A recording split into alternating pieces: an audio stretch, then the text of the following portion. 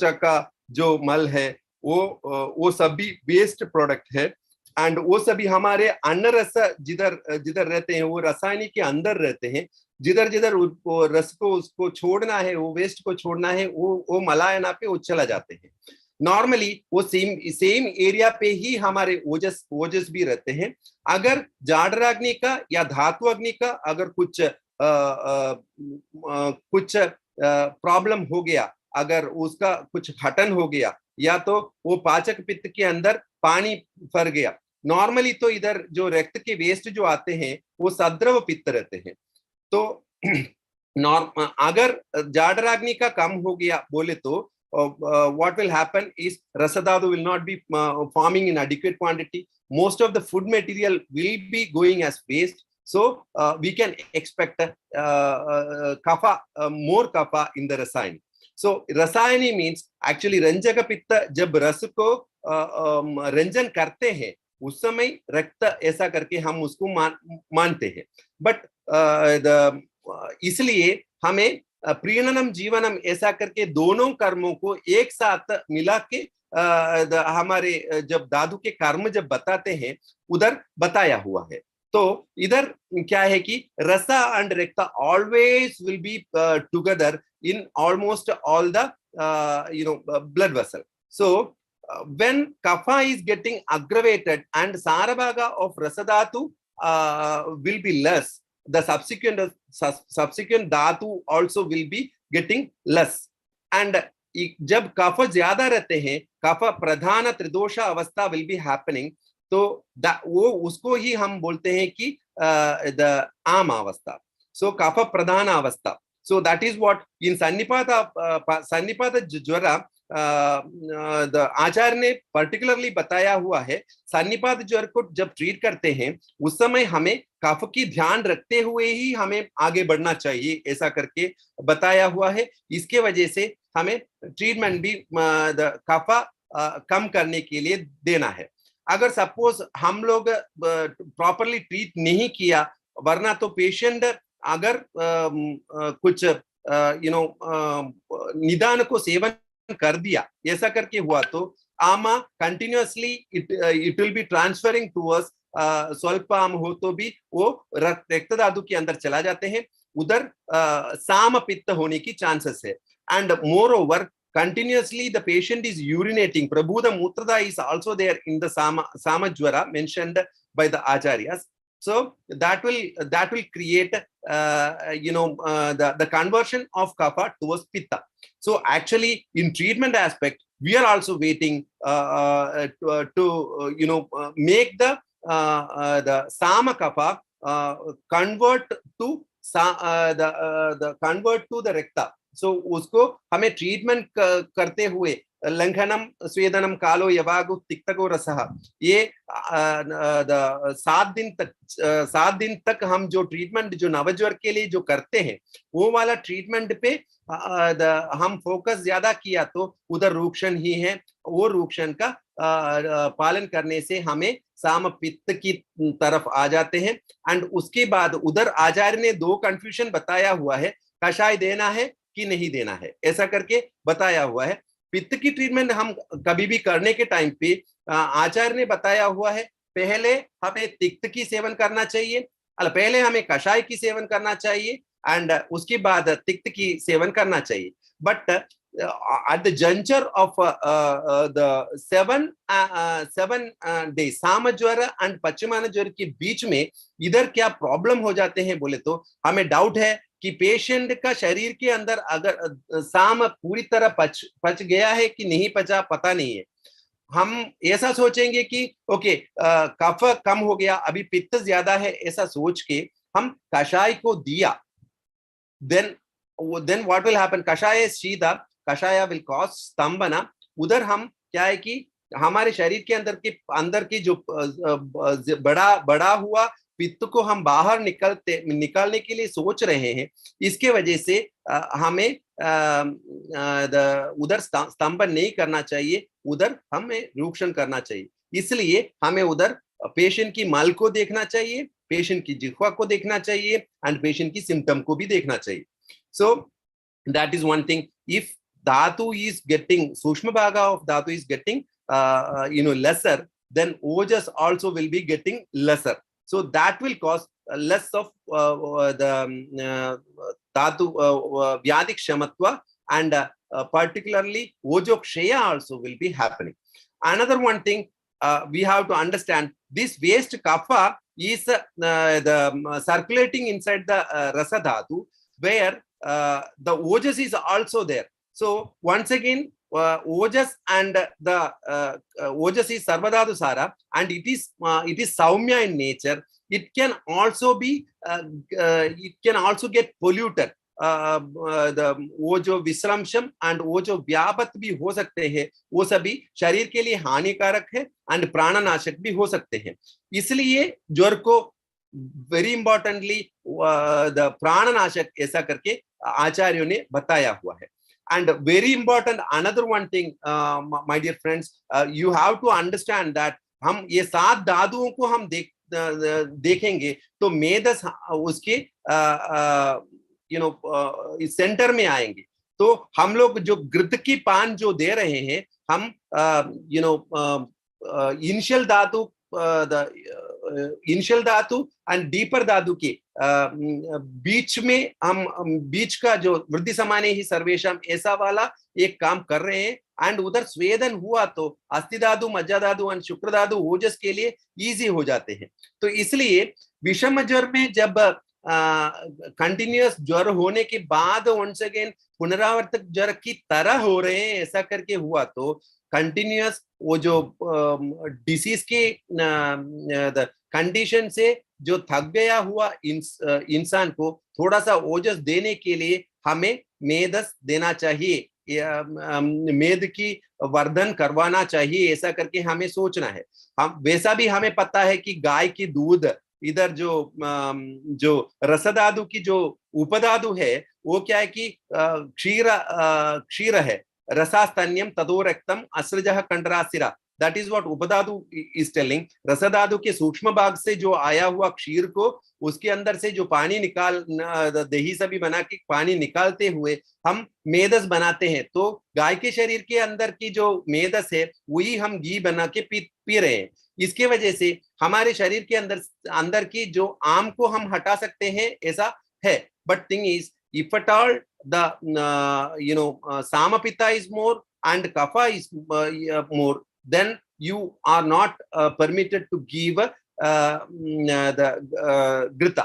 So आचार्य ने बताया है 7वां दिन पे आप कषाय के सेवन करें एंड 10वां दिन पे आप घृत का सेवन करने के बाद ही आपको दाद क्षीणता का जो क्षीर वस्ती सभी देने के लिए बताया हुआ है. ये सभी चीजें एक ही चीज के ऊपर हाईलाइट करते हैं कि ओजस के ऊपर. ये ओजस क्या है? ओजस एक सुपर एडमिन ऐसा करके है, वो इन सभी जो धातुओं हैं उन सभी का काम वो ओजस कर सकते हैं क्योंकि सर्व धातु की सार उसके अंदर है. And here also another one thing I just want to highlight. I don't know how whether I'm getting bored or not, but still the other speakers are also there, so I'm making a pardon about my graphics and all. So importance of घृतपान and Virechana in क्षीरवस्ती के बारे में हम उस मुद्दे पे हम बात किया तो उधर क्या रहते हैं कि आमाशय के अंदर किट्टम अन्न से विन्मूत्र ऐसा करके दोनों चीज जा रहे हैं. आमाशय के अंदर अन्न रस के अलावा मल नीचे की ओर जाते हैं. पहले वाले स्लाइड पे मैंने बताया फर्स्ट अवस्था पाग में मधुर अवस्था पाग में कफ वेस्ट होके बन रहे हैं एंड सेकंड अवस्था पाग में पित्त वेस्ट होके बन रहे हैं ऐसा करके हमने बताया. ओजस को देखते हुए हम देखा तो कफ एंड पित्त वेस्ट है, but even some waste are also having its own importance ऐसा करके हम लोगों को पता है.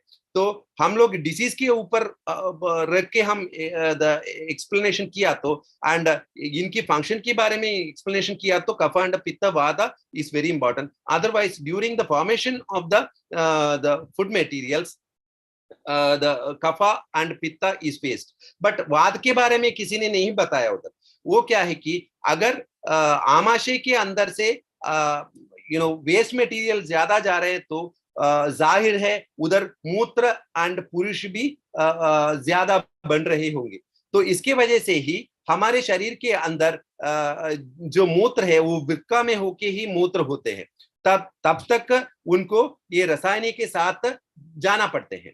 नॉर्मली रासायनिक के अंदर जब ये वाला क्लेद अंदर चला जाते हैं उसकी विवक्षा हमें शरीरज क्लेद ऐसा करके ही बताते हैं। प्रमेह में एंड कुष्ठ में भी शरीरज क्लेद के बारे में ज्यादा जिक्र किया है। एंड ज्वर, कुष्ठ, प्रमेह, उदरा ये सभी क्लेदजन्य व्याधि है। इसके अंदर हम वस्ती देने के टाइम पे सोचना चाहिए, ऐसा करके आचार्य ने बताया है। We have to understand that there also another an important point is पुरीशा। पुरीशा is staying there inside the large intestine and वो लार्ज इंटेस्टाइन के सभी सारे ओर पे हमारे inferior mesenteric and superior mesenteric veins are situating around. So हम लोगों को ये सोचना चाहिए कि अगर पित्त के अंदर पानी ज्यादा होके बैठा है तो एंड आम वाला फूड पक्वाशय के अंदर है तो वो पक्वाशय अगर ठंडा हुआ है तो वंस अगेन ये वाला हमारा ब्लड वेसल भी ठंडा हो सकते हैं। एंड द प्रॉपरली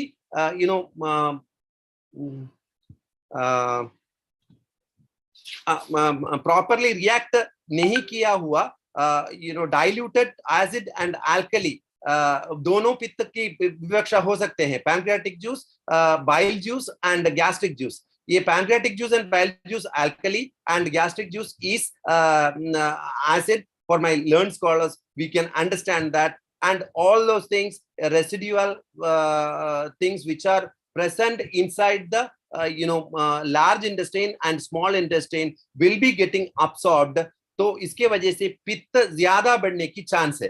तो काटु विभाग क्यों हम बता रहे हैं बोले तो काटु बोले तो तीखा है। एंड वंस अगेन तीखा वाला एस्पेक्ट को हम वात के साथ क्यों जुड़ रहे हैं बोले तो व्हेन पाचक पित्ता, residual of pachaka pitta water absorption के थ्रू रासायनिक के अंदर यानी कि हमारे inferior mesenteric pain and superior mesenteric pain के अंदर जाके पोर्टल वेन के थ्रू हार्ट में जब चला जाते हैं तो उसके अंदर एसिड एंड अल्कली के कण रहते हैं।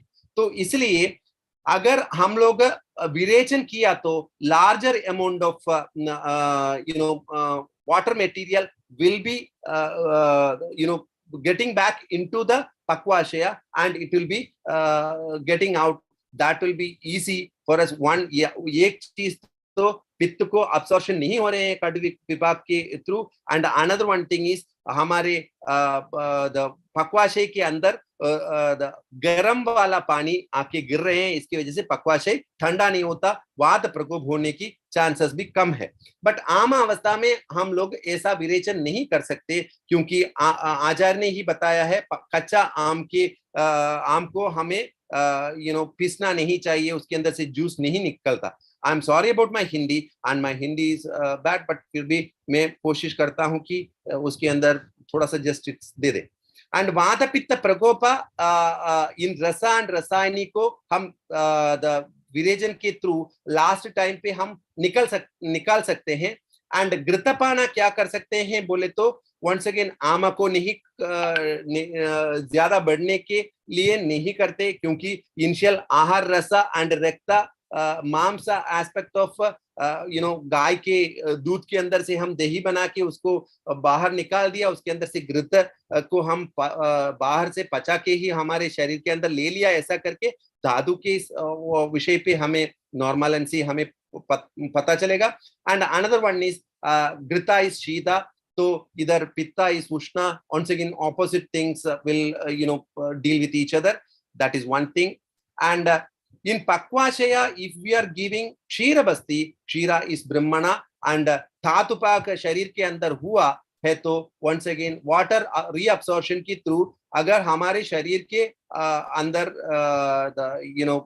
अनुवासन बस्ती या तो क्षीर बस्ती हुआ तो the internal inside the पुरुष रंजना वो करते हैं, पुरुष के अंदर वो जब रहते हैं वाटर एब्सॉर्प्शन के थ्रू सिस्टम पे भी चला जा सकते हैं, तो वात की प्रकोप एंड धातु पाका को हम कम करवा सकते हैं, ऐसा करके है। So that is it. And सर्वधातु क्षय एंड ओजो क्षय को भी हम डील कर सकते हैं। We all know that malaria in some instant is resembling with the Vishama Jwara. So Santata is residing in rasa, and it is continuous verb. Then why it is called as the Vishama? Because whenever you are taking food, ama is getting increased, and ama is getting increased, fever is getting increased. That is the thing happening. Patient urinate करते हैं या तो कुछ और करते हैं, and body के अंदर acid and alkali अंदर चला जाते हैं, तो जब ब्रेन को पता चल जाते हैं, प्रोस्टाग्लैंडिन E2 का थर्मोरेगुलेशन की एस्पेक्ट सोच लेते हैं। एंड इधर क्या है कि मलेरियल पैरासाइट अंदर चला गया बोले तो once again what will happen? So there कीटाणु अंदर चला गया, and that is not normal for the body. So कीटाणु को मारने के लिए हमें तो प्रकृति विघात कर लेनी चाहिए, ऐसा करके बॉडी को पता है। तो नॉर्मल टेम्परेचर रखा तो once again that will not cure. तो once again Plasmodium falciparum and other oval and other stuffs are there that can उनको मारने के लिए हम बॉडी टेम्परेचर बढ़ा देते हैं, ऐसा करके है मॉडर्न एस्पेक्ट पे। हमारे शरीर के अंदर जो आम के हिसाब से बताया हुआ है, सो हम लोग ट्रीटमेंट के हिसाब से फोकस कर रहे हैं, but the modern aspect they are focusing on the microorganism. And where जब हमारे मलेरिया के पैरासाइट अंदर जाके हमारे शरीर के अंदर की जो टिश्यूज है उसको डिस्ट्रक्ट करते हुए अपना घोंसला जब बनाते हैं एंड उसकी डिवीजन हो जाते हैं, लिवर को भी डैमेज करते हैं, and वो सभी चीजें हम you learned scholars can understand. And once again I'm not permitted to take more than 20 minutes, so I'm quitting that aspect. And particularly संतत ज्वर के बारे में हम जब बताएंगे प्रकृति विषम समवेतम के बारे में थोड़ा सा ऐसा करके बेसिक के एस्पेक्ट में हमें बात कर लेनी चाहिए, ऐसा करके है। बट मेरे 3 दोस्त उधर बात करने हैं, तो इसलिए मैं ज्यादा उसके ऊपर फोकस नहीं करती, क्योंकि I don't know about what they are dealing with. So here आचार्य ने बताया है हम पुराने भारतीय लोग 2 टाइम ही खाना खाते हैं, बट हम केरला वाले हम 3 टाइम खाना खाते हैं। इसके वजह से हमें each and every food timing पे थोड़ा सा एक गैप होके गणनाथ सेन ने उन्होंने स्पेसिफिकली बताया हुआ है, थोड़ा सा एक गैप उसके बीच में होते हैं, ऐसा करके है। Even though it is told as continuous fever ऐसा करके, but it is a negligible gap, so the patient is not able to understand. उनको पूछा तो हमेशा फीवर है ऐसा करके बोलते हैं। It is called as continuous remittent fever. It can also be depicted inside the influenza and other tetanus and all. So we can find out once again is equal to correlation. We can't find anywhere. If we are seeing diagnosis doesn't matter, but you have to focus on the doshas and the symptoms. Patient जो बोलते हैं उसके ऊपर ही हमें treatment कर लेनी चाहिए, ऐसा करके ही मुझे लगते हैं। एंड दर्शन स्पर्शन प्रश्न ही परीक्षित रोगिण। सो नेक्स्ट वन इज संतत ज्वरा, हमें उधर देख लेनी चाहिए। आमा is there in the inside द सूक्ष्म धातु एंड स्थूल धातु ऑफ रेक्टा, so where twice in a day ही ऐसा करके हमारे शरीर के अंदर प्रभावी हो जाते हैं, ऐसा हमें सोच लेनी चाहिए। इधर हमें सोचना है कि हमारे सर्काडियन रिथम के हिसाब से या तो दोष की प्रकोपता के हिसाब से डे एंड नाइट में 2 टाइम्स दोष की प्रकोपता होते हैं, उस समय हो सकते हैं, ऐसा करके हम भी अनुमान कर सकते हैं, ऐसा है। बट थिंग इज उसकी बीच में व्याप्ति है क्या पता नहीं। देन थर्ड वन इज अन्य दिहु, once in a day, that is quotidian fever, and तृतीय का that resides in मेदा, once in alternative day, ऐसा करके है। तो हमारे इंदुगांत घृत, षट्फल घृत, उनके सभी आप लोग चरक संहिता में जाके देखा तो वंडरफुल रेफरेंस ऑफ तित्र मांस रसा, वो सभी उसके अंदर बताया हुआ है। एंड स्नेहपान के बारे में बताया, तो विषम ज्वर में हमें ब्रह्मण देना चाहिए ऐसा बताना है, बताया गया है। अस्थि मज्जागत चादर्दिक ज्वर में अगर हम मज्जा के साथ दीपन पाचन वाला, या तो हमारे 4 कषायों के बारे में आचार्य ने जिक्र किया है, वो दिया तो बहुत बढ़िया रहेगा। एंड द चादर्दिक ज्वरा इज कमिंग दो दिन के बीच में ही आते हैं, ऐसा करके हमें अंडरस्टैंड कर सकते हैं। एंड तृतीय ज्वर 3 दिन के अंदर।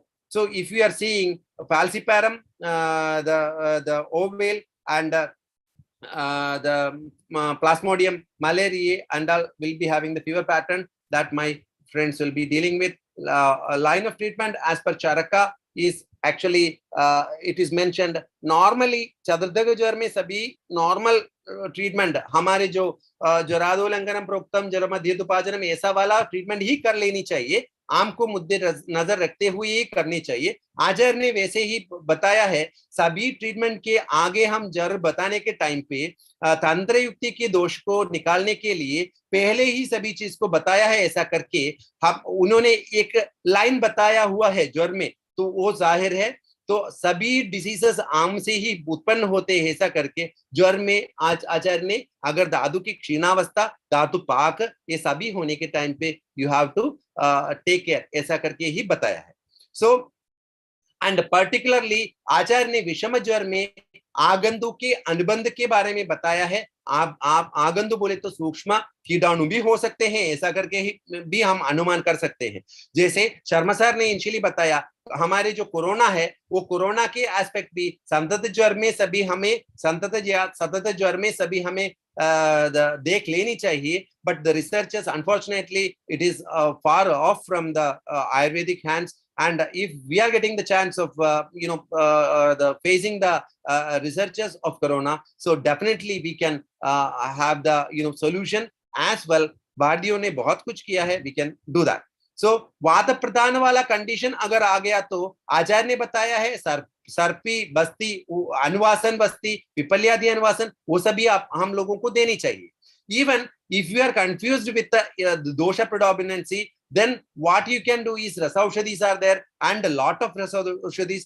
आप लोगों को पता है around 50,000 of yogas are mentioned in different books. So in our Ayurvedic Shastra only. So it not only one, you are having the choice according to desha and according to the your inventory you can practice। and हम लोगों को सिर्फ वात पित्त and कफ के ऊपर focus कर लेनी चाहिए।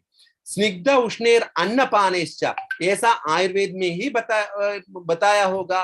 एंड वंस अगेन हमारे इधर साइंटिस्ट भी हम हैं, डाइटिशियन भी हम हैं। एंड वंस अगेन अगर डॉक्टर अच्छा है, बुद्धिमान है, तो once again this is not a problem. So what I am handling here in Kerala and छोटे बच्चों को जब फीवर आते हैं उस समय हम जो मेडिसिन देते हैं उसके अंदर मैं जब जीरियाट्रिक में काय चिकित्सा का पीजी वाला आदमी हूँ, शर्मा सर को पता नहीं, but thing is I for your understanding I tell you that 10 साल के बाद जब मैं पीडियाट्रिक में चला गया उस समय मुझे पता चला कि मोस्ट ऑफ द योगास हम जो दे रहे हैं कषाय तोय के हिसाब से हम जो दे रहे हैं, वो कषाय के डोसेस हम थोड़ा सा बढ़ा दिया, 20 ml plus 60 ml hot water ऐसा करके हम जो दे रहे हैं उसको 8 लीटर हमारे ब्लड के अंदर घुल मिलनी चाहिए, तो थोड़ा सा बढ़ा दिया बोले तो फीवर की शांति हो सकते हैं, ऐसा है। स्निग्धोष्ण अन्नपाने, उष्ण अन्नपाना हमें देना चाहिए एंड स्निग्ध अन्नपाना देना चाहिए, ऐसा करके है क्योंकि वात की प्रोडोमिनेंसी उधर हो सकते हैं, क्योंकि दिस इज ए पुराण ज्वरा aspect what we are dealing with. So विरेचनम is mentioned, I have already told the logic, and Payas mentioned, the Sarpi mentioned, and Sanskrit Sarpi only we have to give, where Deepana and Pachana should the drugs also will be included. And my dear friends, one more thing I just want to make you highlight. Here liver is also getting affected during the phase of the the malaria.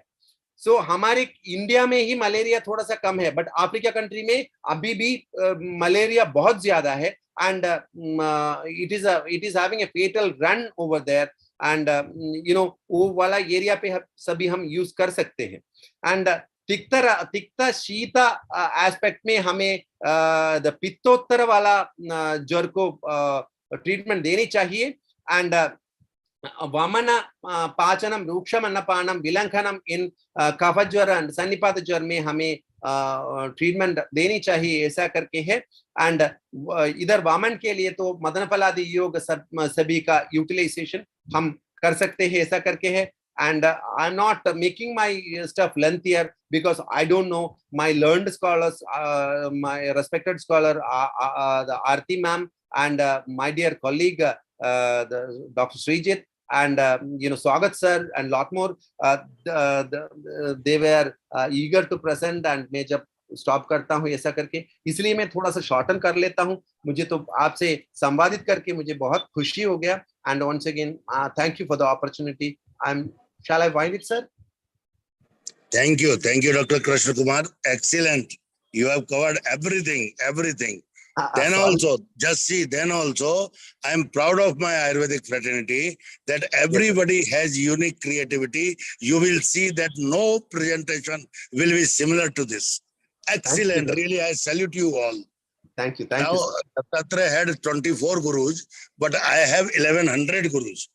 Thank you, sir. You are also my guru, because every day I am learning new things. Now I would like to welcome Dr. Rampal Somani ji on our platform. Welcome, sir. He is the dignitary from Rajasthan for Regulatory Affairs, and he is member of Pharmacopoeia Committee also. I would like to welcome Harish Verma ji. I would like to welcome Harish Verma ji from Canada. I would like to welcome Professor Madan Thangvelu, sir. Welcome, sir. Welcome. Now, stage is yours. Welcome, sir. Now, stage is yours. I am your Anugami. Pawanji, namaskar. Namaskar, sir. Namaskar. At present, I am on Indore Airport, sir. My flight is 5 minutes late. We can see. Now, Pawanji, look at you are a model for how dynamic we can be. That you are constantly moving, but still webinar on wheels. Webinar on wheels. Today on aeroplane wheels. Wish you a safe flight back to Calcutta from. Thank you, sir. I'm so happy that for introduction, Dr. Jayesh will support you, sir. Thank you so much, Pawanji. Thank you, sir. Thank you very much. I don't know which telephone you are using your image today, and the quality of the image is extremely good. Pata nahi kaun si telephone use kar rahe ho aap? Because background is not there, sir. अच्छा, बहुत बढ़िया दिखाई दे रहा है, सारा कुछ बाल, original airport background. Hariom, Sabash. I want to thank Professor Krishna Kumar for a wonderful presentation. We are gathered here today on the basis of to celebrate the World Malaria Day. I put some Malaria Day, sir. Malaria Day. I put some details on our on the web, on the chat box, and just a quick share of the screen, if I may. You will see the first thing I want to talk about is this malaria site. It's very important that we understand the diversity of the organisms involved. And what is presented here is the different organisms and the durations when the fevers peak. So this is something that was not available at the time of when our Samhita was compiled, but now we have that possibility of understanding this one using whatever knowledge we have today. The second point we want to celebrate today is the efforts taken by the World Health Organization. I keep emphasizing that the World Health Organization has just decided to establish traditional medicine global center in Jamnagar. And that is a very big achievement, and also a very big recognition of what India has been asking for. So this is one point that I wanted to highlight. I would urge all of you to look at these websites just to get an idea of where things are and where we are going for the future. So with those few words, particularly exciting in Professor Krishna Kumar's talk and what is detailed in Charaka Samhita is how the fever goes into the different dhatus. And Krishna Kumarji, I liked very much the graphics you had shown and where you are trying to explain what happens when ama goes into the different dhatus. I think this is something that our system of medicine can contribute, that has edge over how we understand Jwara. Jwara Chikitsa Adhyaya is a very important Adhyaya in Charaka Samhita. And I think there are many more aspects there that needs to be understood in great detail. I will leave it here for the moment and request for our next speaker, Jayesh ji might introduce our next speaker. Jayesh ji, namaskar. I will come back to that point that Krishna ji presented very nicely about the different dhatus. Sir, is there anything I need to explain? No, Krishna, are you staying with us for the rest of the talk, or are you leaving now? No, I'm staying here. You're staying with us. So then please wait for our question answer session. Sure. We will follow on. That point is very important, because that insight about the different dhatus and how it is explained in Charaka Samhita, in the Jwara Chikitsa Adhyaya, I think there are a lot of details there that we need to reinterpret. And I think by taking the knowledge, and particularly when you give Kashaya Rasa and when you use the prayoga of different rasas, that is also very subtle. There is something there that Charaka is pointing us to about the biology of not only this type of Jwara, but every Jwara. And there is something that we need to put our minds together, because each of us see this picture from one direction. We cannot see the whole picture. Only when we come together as a group, then we can see the whole picture. And we require help from many more minds to see this. So please stay with us, Krishnaji, because yes, we'll discuss this point as we progress into the talks. So yes, I think we will wait for Jayesh, who's controlling us today. Jayesh ji, namaskar. Please let us proceed. Yes. Thank you, Jayesh ji. Thank you, sir. Thank it was really an excellent discussion going on. Because Jayesh ji, even you will have to, as you listen to this, my question is that in the Samhitas, when we come into VISHAM JWARA, then we talk about the different dhatus, and it's very detailed, explained in great detail, lakshanas, but have we understood it correctly?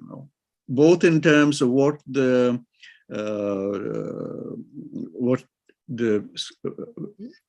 Pandits wanted to say and what the big minds wanted to say, and whether we are appreciating it correctly. I have just put one point there about the different pathogens and fevers and the periodicity of the fevers. So that is understood, but there is so much more there. I will talk about the bitter receptors and the astringent receptors and all these things later, but we will proceed on to the next section. Thank you.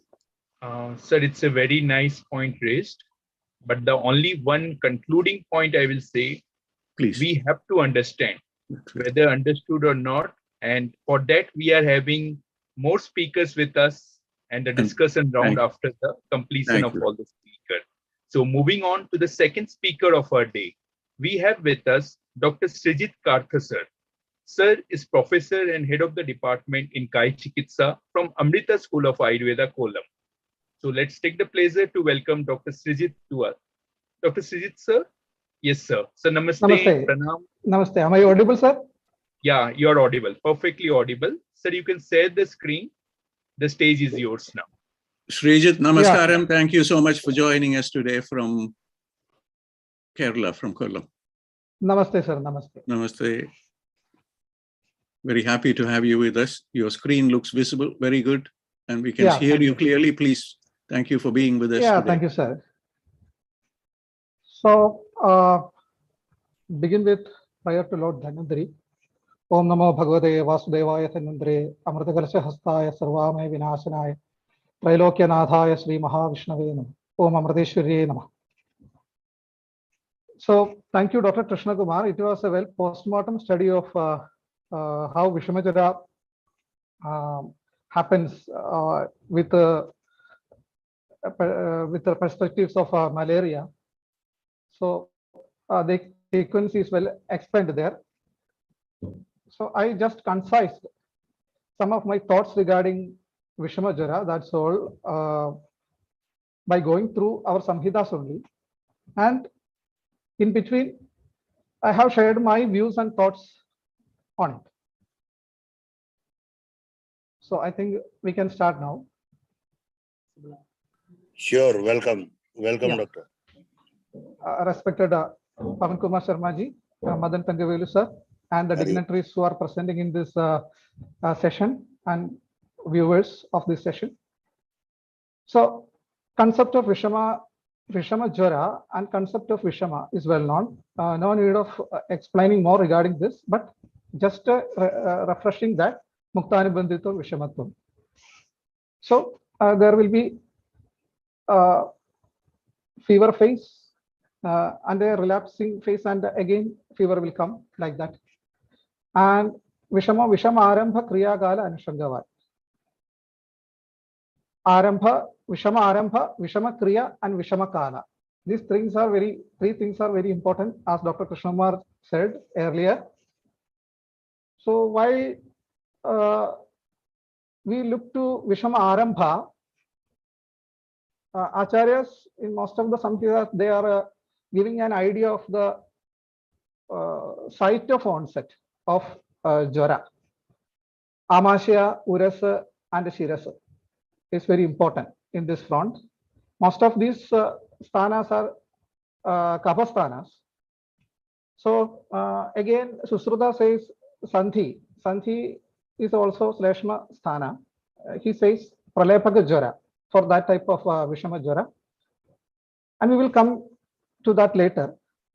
And Vishama Kriya. A common pattern for saying, for example, malaria infection, almost all these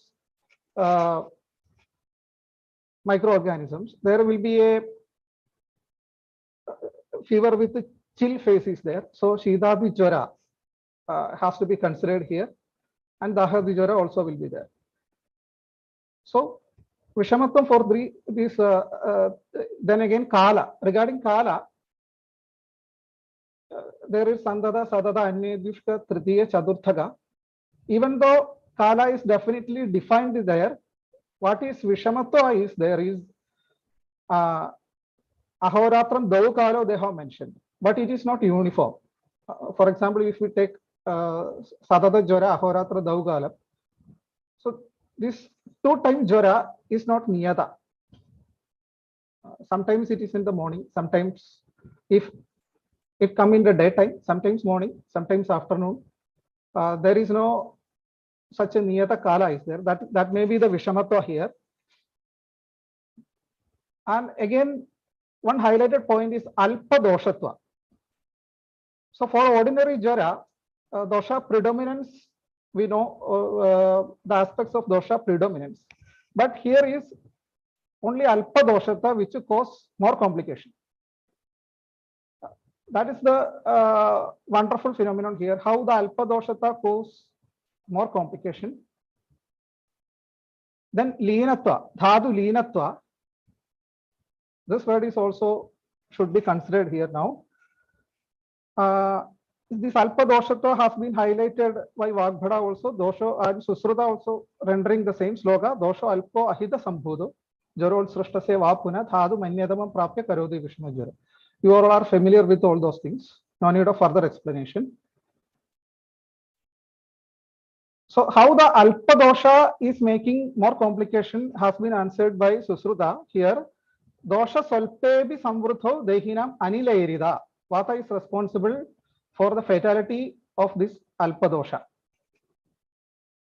Vata will take this Alpa Dosha to Kaphasthana mainly.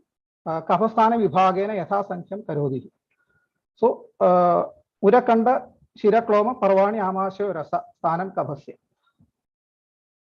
So all these areas having prime importance in Vishama Jwara, Vata will take this Ama dosha or Lina dosha to Kabhasthana.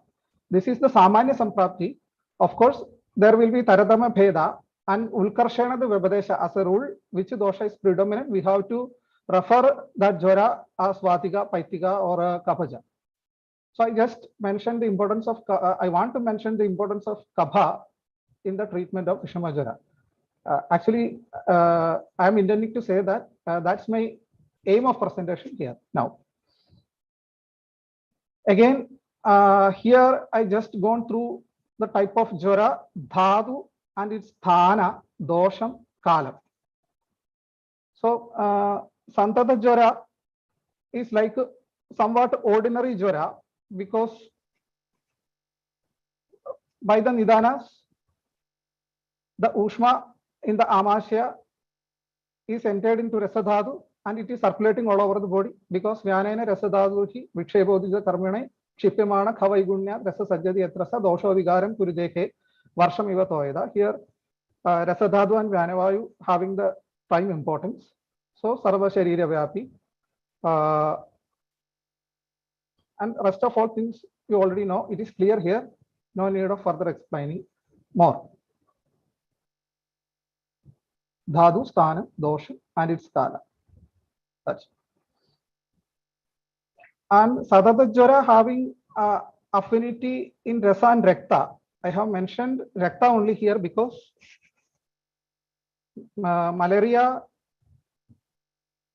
it is well known that malaria has an influence in liver and the spleen because sporozoids are coming from liver. So liver pathology is having prime importance in this front, I think so. That is why while explain the treatment, Panja Kashaya by Charaka, Kalingaga Padola Sepatram Kadurohini, Padolan Chariba Musta Pada Kadurohini, Nimba Padola Tripala, like that. Panja Kashayas has been mentioned. So Kadurohini, all these things have been given prime importance. Maybe in the front of liver pathology, it has been mentioned there. And later we will discuss regarding the treatment. They have adopted Pipali Rasayana. It is having significance on Vishama Jwara Chikitsa. So we will move on to next slide. Here an interesting thing is similarities with other diseases. Hello. Your slides are not moving, sir. Yes. Hello. Right. Is it visible? Is yes, it visible, yes. sir? Yeah. Yes. So here, similarly with Rajayakshma Samprapti is a notable feature. Maybe Tiryagadi of dosha is responsible here. There are certain diseases having Tiryagada dosha dushti like Kushta, Rajayakshma mentioned in our Samhitas. So although it is not directly referred for Vishama Jwara, but Tiryagada dosha dushti is visible here. That may be the reason why similarly with the Rajayakshma Samprapti, Susruta is mentioning one particular type of Vishama Jwara which is called Pralepaka, which is Sandhigata Vishama Jwara mentioned by Susruta. In Rajayakshma, we all know that when dosha is in Sandhigata, it results in Jwara. So that has to be studied in detail whether he is referring this type of Vishama Jwara while describing in Rajayakshma. Like Rajayakshma, Vada Kapha dosha dushti is predominant in Vishama Jwara too. That's already discussed. And again, if we examine Panduroga Samprapti, Pandu Kamila Chikitsa, they are referring regarding Kumbha Kamila and all those conditions, which is extremely similar to some conditions in Vishama Jwara that we will see in the next slide, which is called Vada Balasaga condition. Vata Sleshma Prabhuda Vada Dushti. In that condition, we can see Nityam Mandajwaram, Ruksham, Shunam, Stabdhangam, Sleshma Bhuishtam. So, Daha Vibhagat Krishnavan, Bhegabho Durbalendriya, like that mentioned in Kumbha Kamila, Upeshayaja Shobhatya. So that is a deadly condition. The combination of Vada and Kapha in its extreme form.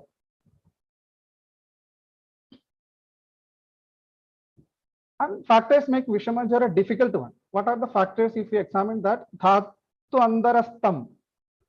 It is mentioned that Ama is Leena in Dhatu, particularly in Dhatu Andarastha spaces, which is called Kala in Ayurveda. Sapta Dhatu Andara Kala is there. So very difficult to eliminate doshas from there. Then Leenatwad, Saukshmyatwad. If we go for the Pramana of Srodhas, Rasavaha Srodhas is having the maximum Pramana, which are Stula Srodhas. Coming up to Majavaha Srodhas, it will become Sukshma and Sukshma Tara. So more Sukshma is Shukravaha Srodhas. So due to Alpatva of dosha, it is potent to enter deep dhadus. Why? Because of which is potent to enter through the Sukshma Srodhas. Not only Stula, but also the Sama can enter into Sukshmadara Srodhas. So Alpadosha Indhanatvad. And due to Alpadosha, it is very difficult to isolate and to design a protocol to isolate the Alpadosha from the Leena Dhadus. That may be the factors make Vishama Jwara a difficult one. And we have the concept of Dahadi Jwara and Shidadi Jwara in Vishama Jwara.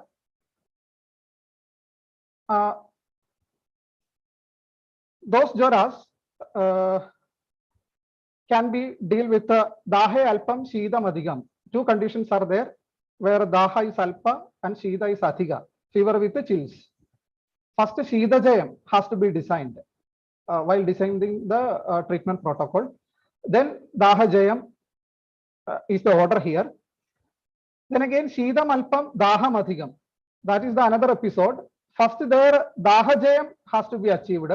Then Shida Jayam. This is the order given by the Acharyas. And the same treatment protocol of Sannipada Jwara has to be followed in Vishama Jwara also. Ayameva Vidikarya Sannipada, which is mentioned already by Vagbhada. Vardhane Nega Doshasya, Chamadena Uchrudasya, Kapasthananu Purvyava, Tulya Kashan Malanjaya. Kapha Pitta Vada should be the order. And again, Sthananu Purvi, Shirasa, Urasa, and Amashya has to be given prime importance. This is the order. This is the treatment protocol has to be followed. Then again, one Chikitsa Sutra given that Lankhanam Brahmanam va Adav Jwara Agamana Vasare. So if the Jwara is Vadiga Pradhana, Brahmana mode of treatment should be done during the day Jwara Vega is happening. And if it seems to be Kapha Pradhana, all those Lankhana modalities can be applied. So according to dosha's symptoms, we have to decide whether Brahmana or Lankhana should be applied. There are some psychic aspects have been mentioned. Kamaja, Krodhaja, Bhayaja, Shokaja Jwaras have been mentioned, which are also considered as Vishama Jwara. So well known that Kamaja should be treated with making Krodha and vice versa, Krodhaja by Kama, Bhayaja inducing Shoka, Shokaja by Bhaya. So then Abhishabaja Vishama Jwara. Here Daivapasra Chikitsa has been mentioned. It's very interesting that the mythological aspect. While we going to Joralpati, there has been mentioned that Daksha Abamana Sangrutha Rudrortha Nayanodbhava. This is the Joralpati. Due to insult by the Daksha Prajapati, Rudra got Krodha and he manifested Jwara from his third eye. So while going through the physiology, it is well known that third eye is the sthana of the temperature regulation center, hypothalamus. And again, Daksha Apamana Rudra. Rudra is can be considered, this is my views, as our immune system. So which has been disturbed by Daksha. Daksha is Ama, and all other Nidanas can be considered as Daksha. So this is similarly given in mythology, we can beautifully attribute to the pathology. So again, they are mentioned in Abhishaba Jwaras, Vishnu Sahasranama chanting. So what is the connection with the Vishnu and Shiva has to be discussed. I think more discussion needed regarding this. In Bhagavata Purana, they have mentioned a fight between Shiva Jwara and Vishnu Jwara. There was an Asura called Bana.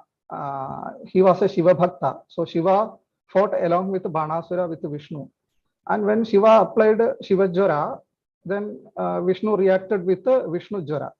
So Vishnu Jwara may be Shidadiga Jwara, which can confront this Dahadiga Jwara of Rudra. So Vishnu Sahasranama chanting will induce Sattviga Bhavas. Manovanukula Vishaya has been mentioned in treatment of every Jwara. Not at all Vishama Jwara, but every Jwara can be treated with Manovanukula Vishaya. Then Jwara Smriti Bhamsha will happen. One will not think I am having Jwara and all those things. So that Smriti Bhamsha will help to reduce the complexity of the disease. And all those fronts should be discussed. Then if it is Abhishaba, Atharva Vedokta mantras has to be chanted here mentioned. That is another dimension. More light needed in this front. Okay. Then some Shamana Yogas, Kalingagazi, Panchakashaya has been mentioned by Charaga, Kalingaga Padolase Patram Kadurohini, Hirayatam, all those 5 Panchakashaya. And there is a special formulation in Kerala, Bharnyadi Kashaya, is widely given to every Vishama Jwara, irrespective of Sandada, Satata, or all those things.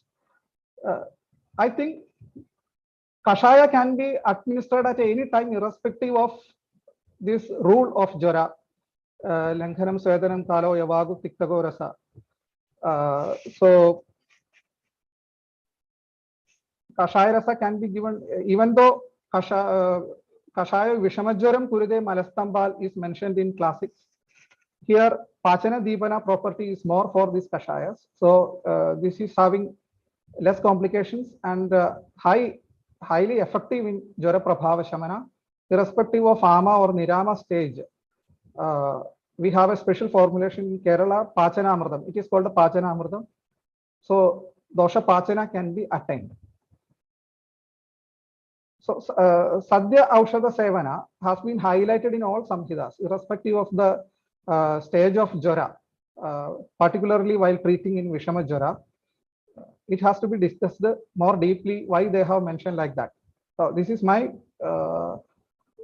some analysis while going through the Samhitas. And directly they are mentioning Rasayanas. During Jwara Vegavastha itself, we can give Rasayana, Triphala, Guduji, see the Pipali Vardhamana Rasayanam. That may be due to the involvement of that spleen aspect of malaria, and Bhalladaga with the Gudam, Leshuna with the Thailam. Most of them are having Ushna Virya property and Vada Kapashamana property. Leshuna with the Thailam. Leshunam Prasa Tishnam. Thailam Soyoniva Tatra Mukhyam Tishnam Vavai Guna also there. That can reach up to the deeper dhadus like Asti and Majja. So all these formulations can act at a deep dhadu level. Then Krida Prayoga, they are mentioning Shira Shatpala Krida, which is mentioned in Rajeshma Chilsa. Then Panjagavya in Unmada and Abasmara Pragarana, Tiktaga in Pushta Pragarana, Kalyanaga in Pandu Pragarana, Vrishakrida in Daktabita Pragarana. So all those are having inducing some snigdhata, also having highly Pachana and Deepana type of drug. So why the Khrida has been mentioned in Jwaravastha itself? Because we all know that Vadapittotare Khrida. But Acharyas are directly dealing with Khrida Sevana. Sadhya Snehapana is advised here, not normal Snehapana. Sadhya Snehapana and Vamana Virechana has been mentioned for Vishama Jwara. Because the Shoshana will be there due to Jwaravega is to be considered. So there is a chance of the Oja Visramsa and Vyapata that has been mentioned by Krishna Kumar sir. So that may be the reason Ghrida Prayoga can be given in between with the utmost care. Only Sadhya Snehapana is advised. From Rasadhadu to Majja, Srodhamukha becomes Sukshma from Stula respectively. In order to reach the Sukshma Srodhas, like Asti and Majja, Ghrida Siddha Yogas are needed. So Ghrida is having that property of entering into Sukshma Srodhas. Even though brain is protected with the BBB, Ghrida is having some Prabhava. So that may be the reason here directly Gridapana has been mentioned. Then Nasya with the Purana Sarpi that is having Vyavai and Medhya property. Saintava Lavanam has been advised along with that. That may be due to the Vyavai property of Purana Sarpi. It has been mentioned for Nasyan. They are also mentioning this Vyakrivasa and Simhavasa for the Nasyan. It is not practical. So we are discussing the practical front only in this platform. And again, Dhupanam, particular type of Aparajita Dhupam, Puradhyama, Vajasarsha, Nimbarka, Agarudarivihi, so Dhupo, Joreshi Sarveshu, Prayoktavya Aparajita, mentioned by Vagbhada. So it is having more Srodhamukha Vishodhana property, Kapashamana property, Grahanasha property, because Apishanga, Bhuda Abhishangotha Jwaras are also considered as Vishama Jwara. So Grahanashana property, Bhudanashaka property, that may be taken as Anunashaka property like bacteria, viruses, etc. Then Tikshna Anjana, Ultrasam, like Unmada has been mentioned. We all know these for Srodhamukha Vishodhana. Then various type of Jwara are having various aspects in each dhadus. So according to that, treatment schedule has been mentioned here, Rasagada, Vamana and Lankhana. And it's all already known to all. I just mentioned in my slides for a gentle reminder. That's all.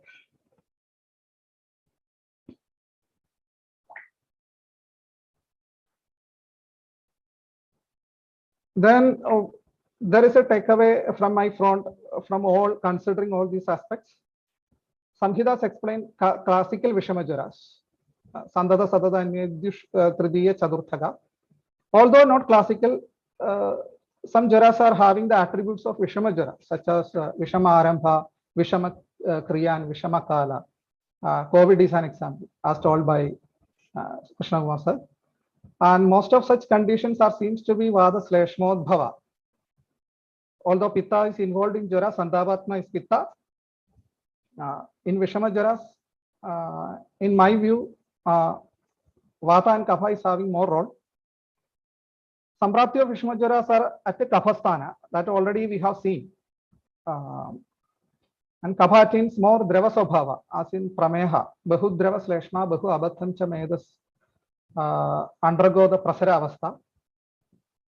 Eventually, Ojas is affected because Ojas is Kapha itself, Pragradastu Belam, Sleshma has been mentioned. So preserving Ojas is having prime importance while treating Vishama Jwara. So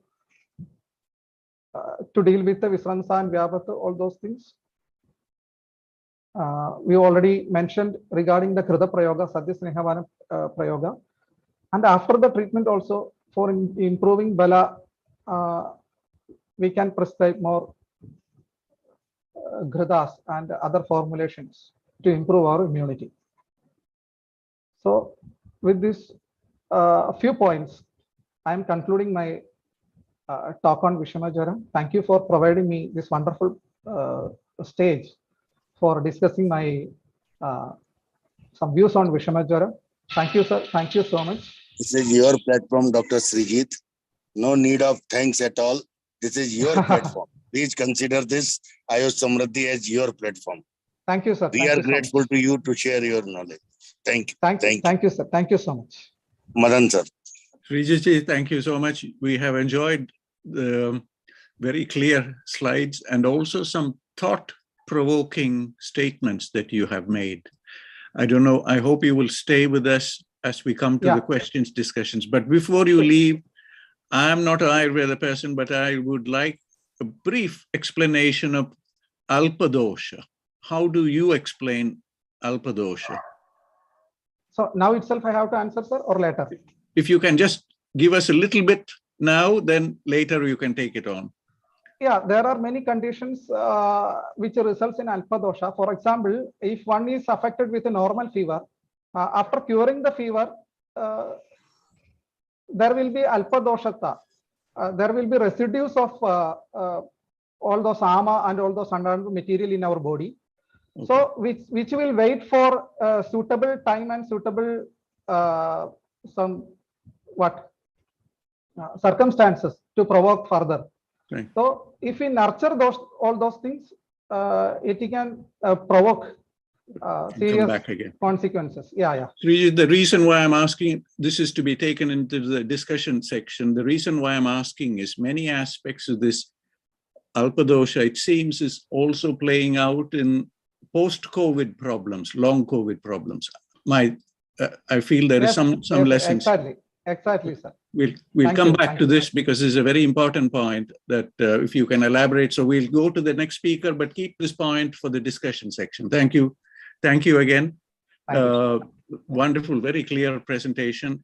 And I'm sure our senior colleagues here, particularly Professor Agnihotriji, who is here from Uttarakhand, will take up this point as we come further down.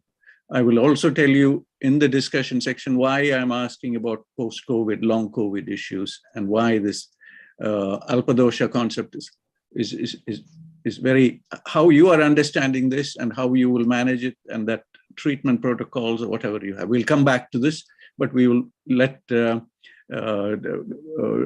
next speaker be introduced. Please save this for discussions when we come back to it.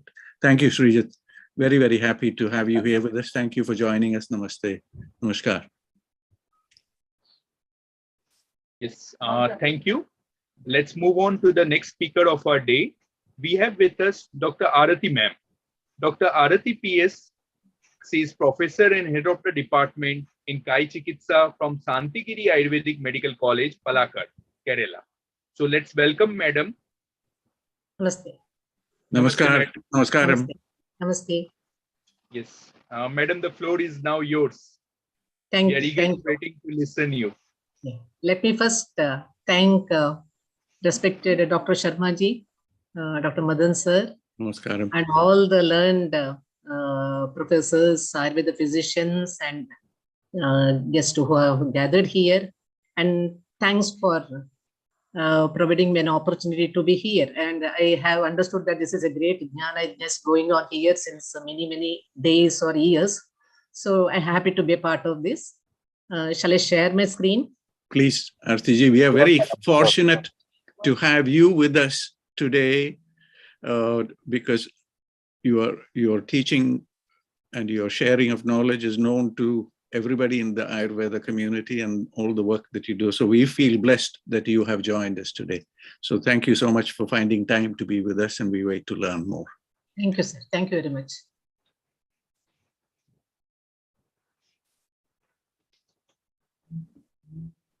Yeah. And most of my job has been done by Dr. Krishna Kumar and Dr. Sreejith. So I need to highlight only those things which I feel very important, and it so happens that sometimes we may miss also.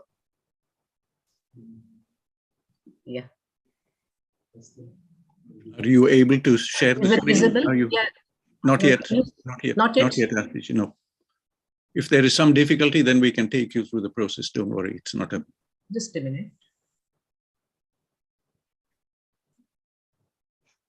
Yeah.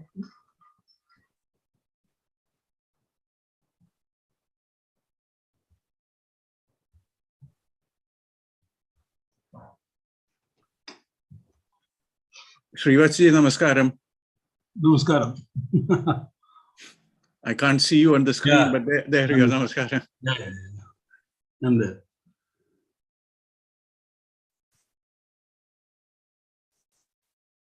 Oh, it's starting now. Wait a few more seconds, it will appear. Ah, there it is. Thank you so much. Sreejith, could we have this in the presentation mode? Then it is easier for.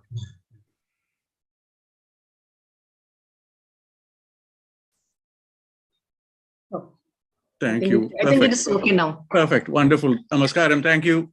Sreejith, lovely to have you here also with us. Thank you for joining. Please stay with us for our discussions section too. Okay.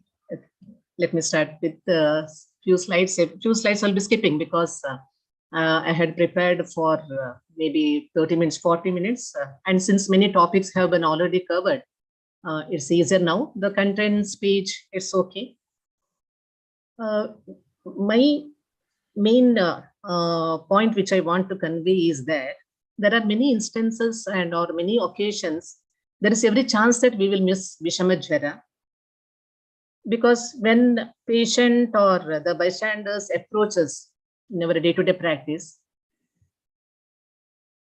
many times they may not present with santapa or the fever. And it is very common, especially in the prolonged or the chronic jwaras, including Vishama Jwara. And rather, they may present with different lakshanas like there may be loss of enthusiasm, there may be emaciation. So unless we are very keen on Rogi Pariksha and Roga Pariksha, we may miss the diagnosis. And this is the particular main crux of my presentation today. And malaria per se, I'm not elaborating. I have just added 1 or 2 slides which are known to all. Only thing is, considering the lakshanas, we may correlate malaria with one type of Vishama Jwara, either Anya Dushkar Tritiyaka, the paroxysm of Vegas or the Santap, it varies. And it mostly looks like Vata Kapha Pradhana Sannipata and management as per the Vishama Jwara Chikitsa Sutra. And these are the common few medicines. I'm sure that all our doctors, they are practicing regularly and they have got a good range of formulas with them for treating Vishama Jwaras. And just the one scenario which we can face. If we consider that there are 4 patients coming on various days, one patient may present with the fever, with body pain, whereas another patient may present only with anorexia. It is very common that mothers bring their children and telling that my child is not eating food for last 3 months or 4 months, or another mother will tell that my child is her body weight is reducing and associated skin conditions are also there, whereas another mother will tell that my child is not showing any interest in any of the activity. And after taking the history in detail and after examining, there are various possibilities in front of us. We may consider that it is Jwara sometimes, and sometimes we may consider that it is Pandu. Sometimes it may be Kushta, or sometimes even it may be Shota. And will we diagnose the condition as Vishama Jwara? It is a question. It needs to be, because I many times I tell my students that every patient will not, or he cannot be a replica of what we study in the text. We cannot expect a patient to present with all those lakshanas which are mentioned in our classics. It is more common nowadays because patients do come to us after taking a lot of medicines on their own, OTP medicines. And by the time they come to us, the swabhava of the vyadhi will be entirely different. So our responsibility is much, much more, and we need to take history in detail. And by the way, when we talk about Vishama Jwara, we should also know, is there something like Samajwara? Yeah, we get a reference in Kashyapa Samhita. Those jwaras having Alpa Hetu, Bahirmarga, Nirupadrava, Ekashraya, Lagupaka, Supapaya, these are considered Samajwara, and the opposite are considered as Vishama Jwara. And this definition, everything has been already dealt. Mostly, Vishama Jwaras are mostly Sannipata. One thing I would like to convey is that when Acharyas made a category of Vishama Jwara, I think their main point is to convey that don't expect Jwara to be continuous, and the Jwara Vegas can be periodical.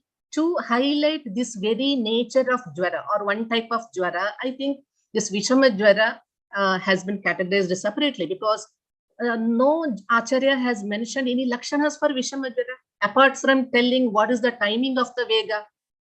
There is no Lakshana for Santata, there is no Lakshana for Satata. Only the consequences and the Jwara Vega Kala have been highlighted. And while coming to the treatment, again, Acharya has highlighted that the regular treatment should be done in addition another special treatment or Vishesha Chikitsa also I am going to tell. So the understanding Vishama Jwara is very important so that we will not miss the diagnosis. One of my professors used to tell that if you want to diagnose cancer, first you should think about cancer. Similarly, if we think about a disease, then only we'll be able to recognize this particular condition when a patient comes to us. And all these things regarding the Santata, Satata, etc. There are a lot of opinions regarding whether Santata should be considered as a Vishama Jwara or not. And many Acharyas tell that it should not be considered because only doshas which are very strong and can give rise to a Vyadhi or Jwara on their own, they will produce Santata Jwara. Whereas Vishama Jwara Chatvaro, Sarvanga Sundari, the commentator of Ashtanga tells that Vishama Jwara Chatvaro, there are only 4 Vishama Jwaras because they have what we call Mala Kala Bala Alpata, because whereas in Santata Jwara it is same throughout, so there is continuous Jwara Vega also. And if there is another opinion in Ayurveda Deepika, only Trithiyaka and Chaturthaka have been considered as Vishama Jwara, not the other one. It's okay. And Dr. Sreejith has already mentioned regarding or he has given reference from Sushruta, Paro Bhuto Swabhavo Para has been considered as Bhuta, and many commentaries give an explanation for Bhuta as microorganisms. Now, please take note of these things like who are susceptible to develop Vishama Jwara. Those persons who are very weak, or those persons who are just been relieved from any disease, or those persons who are indulging in Mithya Ahara, Vihara and Aushadha also. Mithya Ahara, Mithya Vihara and Mithya Aushadha, wrong prescription or OTP medicines where they are not at all needed. All these things can in turn lead to Vishama Jwara because they will mostly go for suppressing the doshas. They will never help for the pachana of the doshas. Even slight indulgence in wrong diet regimen by those who are still weak after an episode of Jwara. This is very, very important. Acharyas have elaborately mentioned that how much care you have to take while having Jwara and even Jwara Mukta. It's not that once you are free from Jwara, we can start our regular regimen. Because, and it is very important for us to inform our people, our patients, because as far as a common man is concerned, Jwara is temperature. But for us, Ayurveda Vaidyas, Jwara is not only temperature. So the common man will think that once there is no temperature, Jwara is gone. But it's not like that. There are so many other lakshanas which need to be addressed. So until and unless the rogi comes back to normalcy, the regimen has to be followed pakka. But if it is not, then there is every chance that the doshas will vitiate again, and that can lead to Vishama Jwara in due course. And who have not undergone appropriate treatment, because if the treatment was only patch up, like only the symptoms have been treated and the real hetu or the hetu pratanika chikitsa is not done, then also there is every chance that the patient will develop Vishama Jwara. And persons taking medicines that will suppress the vitiated doshas, even Ayurveda physicians, we also can cause Vishama Jwara if we want to follow the rules of medicine administration. Malastambat kashayo Vishama Jwaram kurute.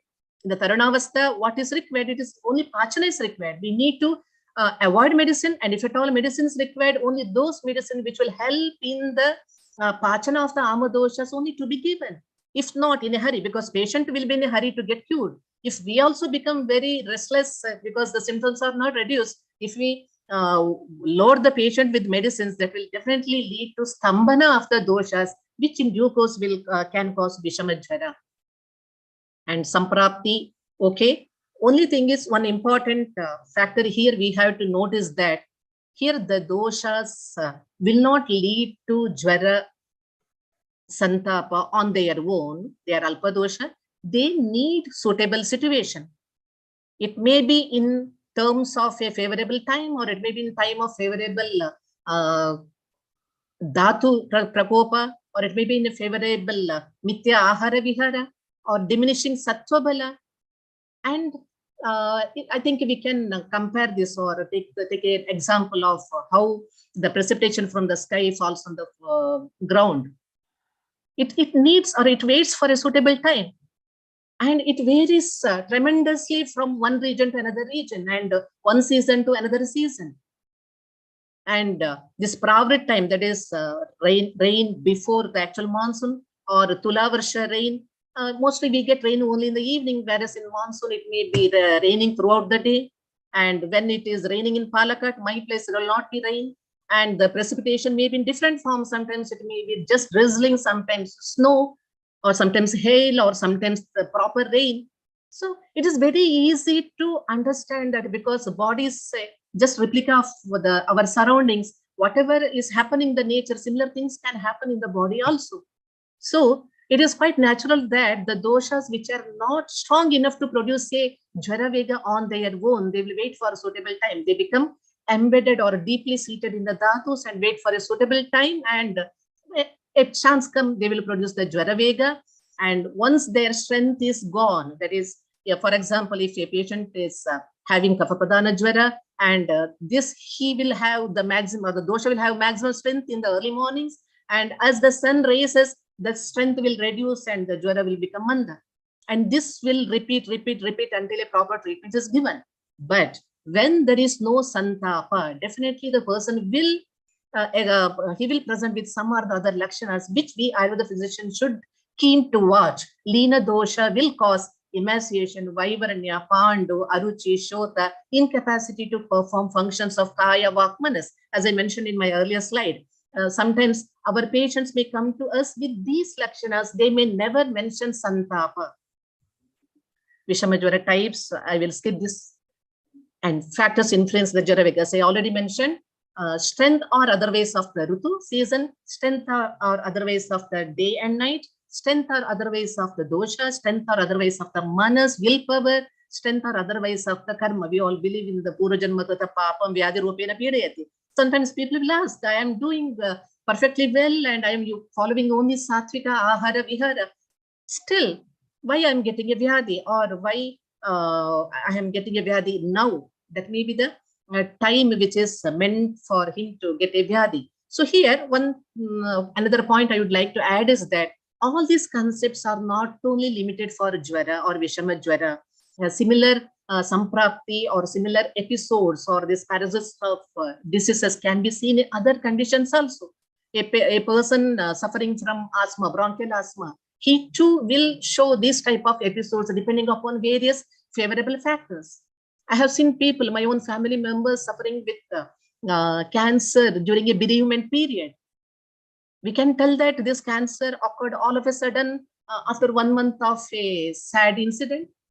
It would have been there. So when during the bereavement period, when the sattva bala was grossly reduced, that time there is a chance these doshas or that they will take up the chance and they will manifest with various lakshanas.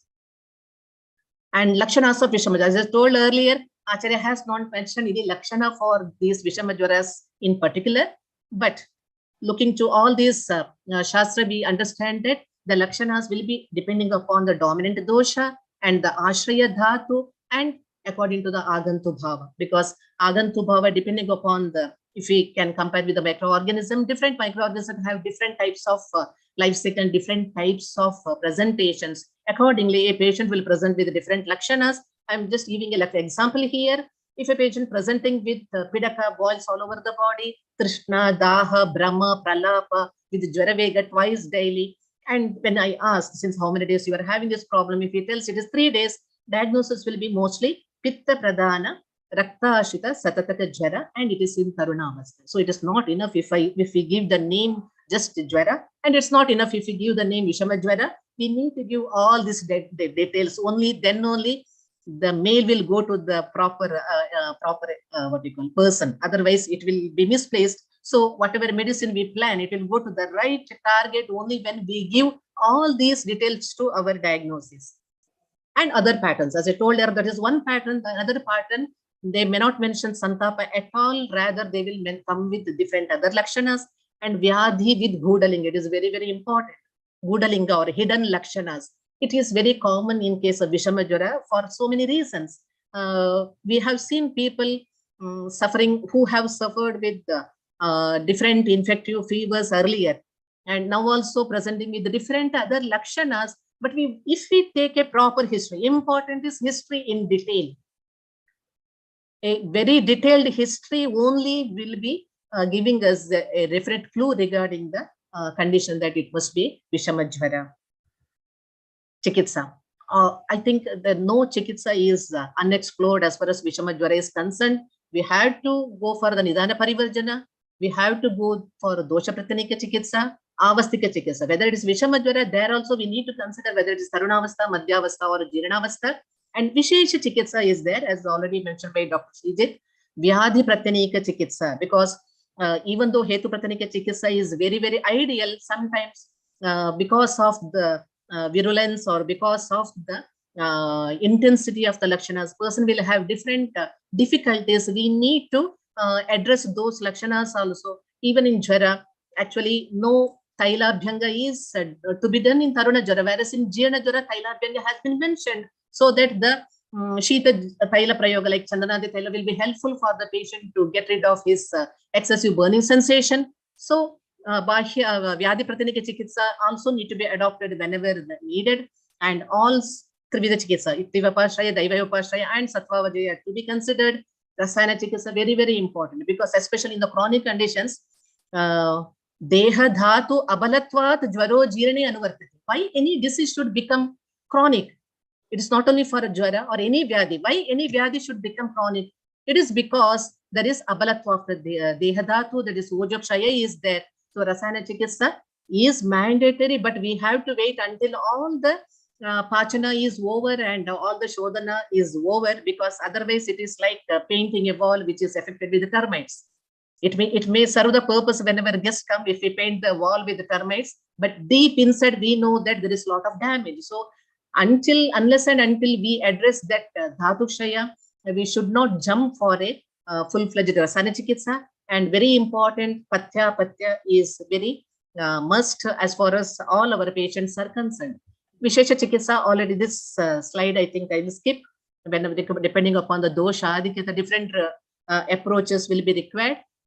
And this one point, as already Dr. Sreejith has mentioned, Langanam Brahmanam va Ado Jwaragaman Avasare. Unlike other Jwaras, a phase-wise treatment has been mentioned, like Taruna Jwara, Madhya Jwara, and Shodhana only in the Jirna Jwara Avastha. But in case of Vishama Jwara, Acharya have advised that either Langana or Brahmana, depending upon the dosha and avastha. If a person needs reducing treatment or Langana treatment, or another person may need Brahmana type of treatment because he will have severe Dhatusha and it may be Vata Pradhana condition.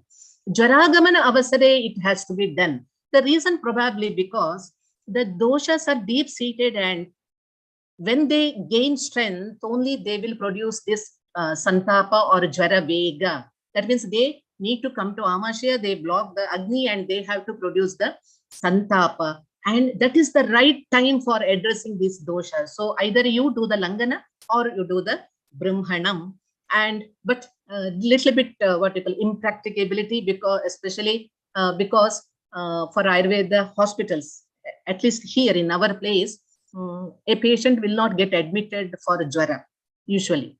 They will come to Ayurveda doctors for so many other conditions. Actually, I actually wait for patients who are ready to get admitted for Jwara, but it is very difficult.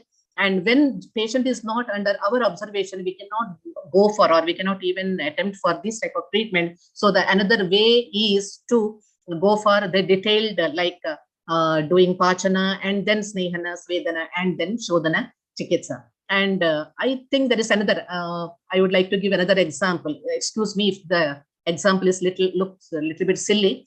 See, a rat enters into our house and enters into our room, and we know that it has done so many damages. We can see that the papers are brittle and the pieces of paper have spread everywhere. Even clothes are being ruined, and there are sounds coming different, but we are not seeing the rat. But we know for sure that there is rat.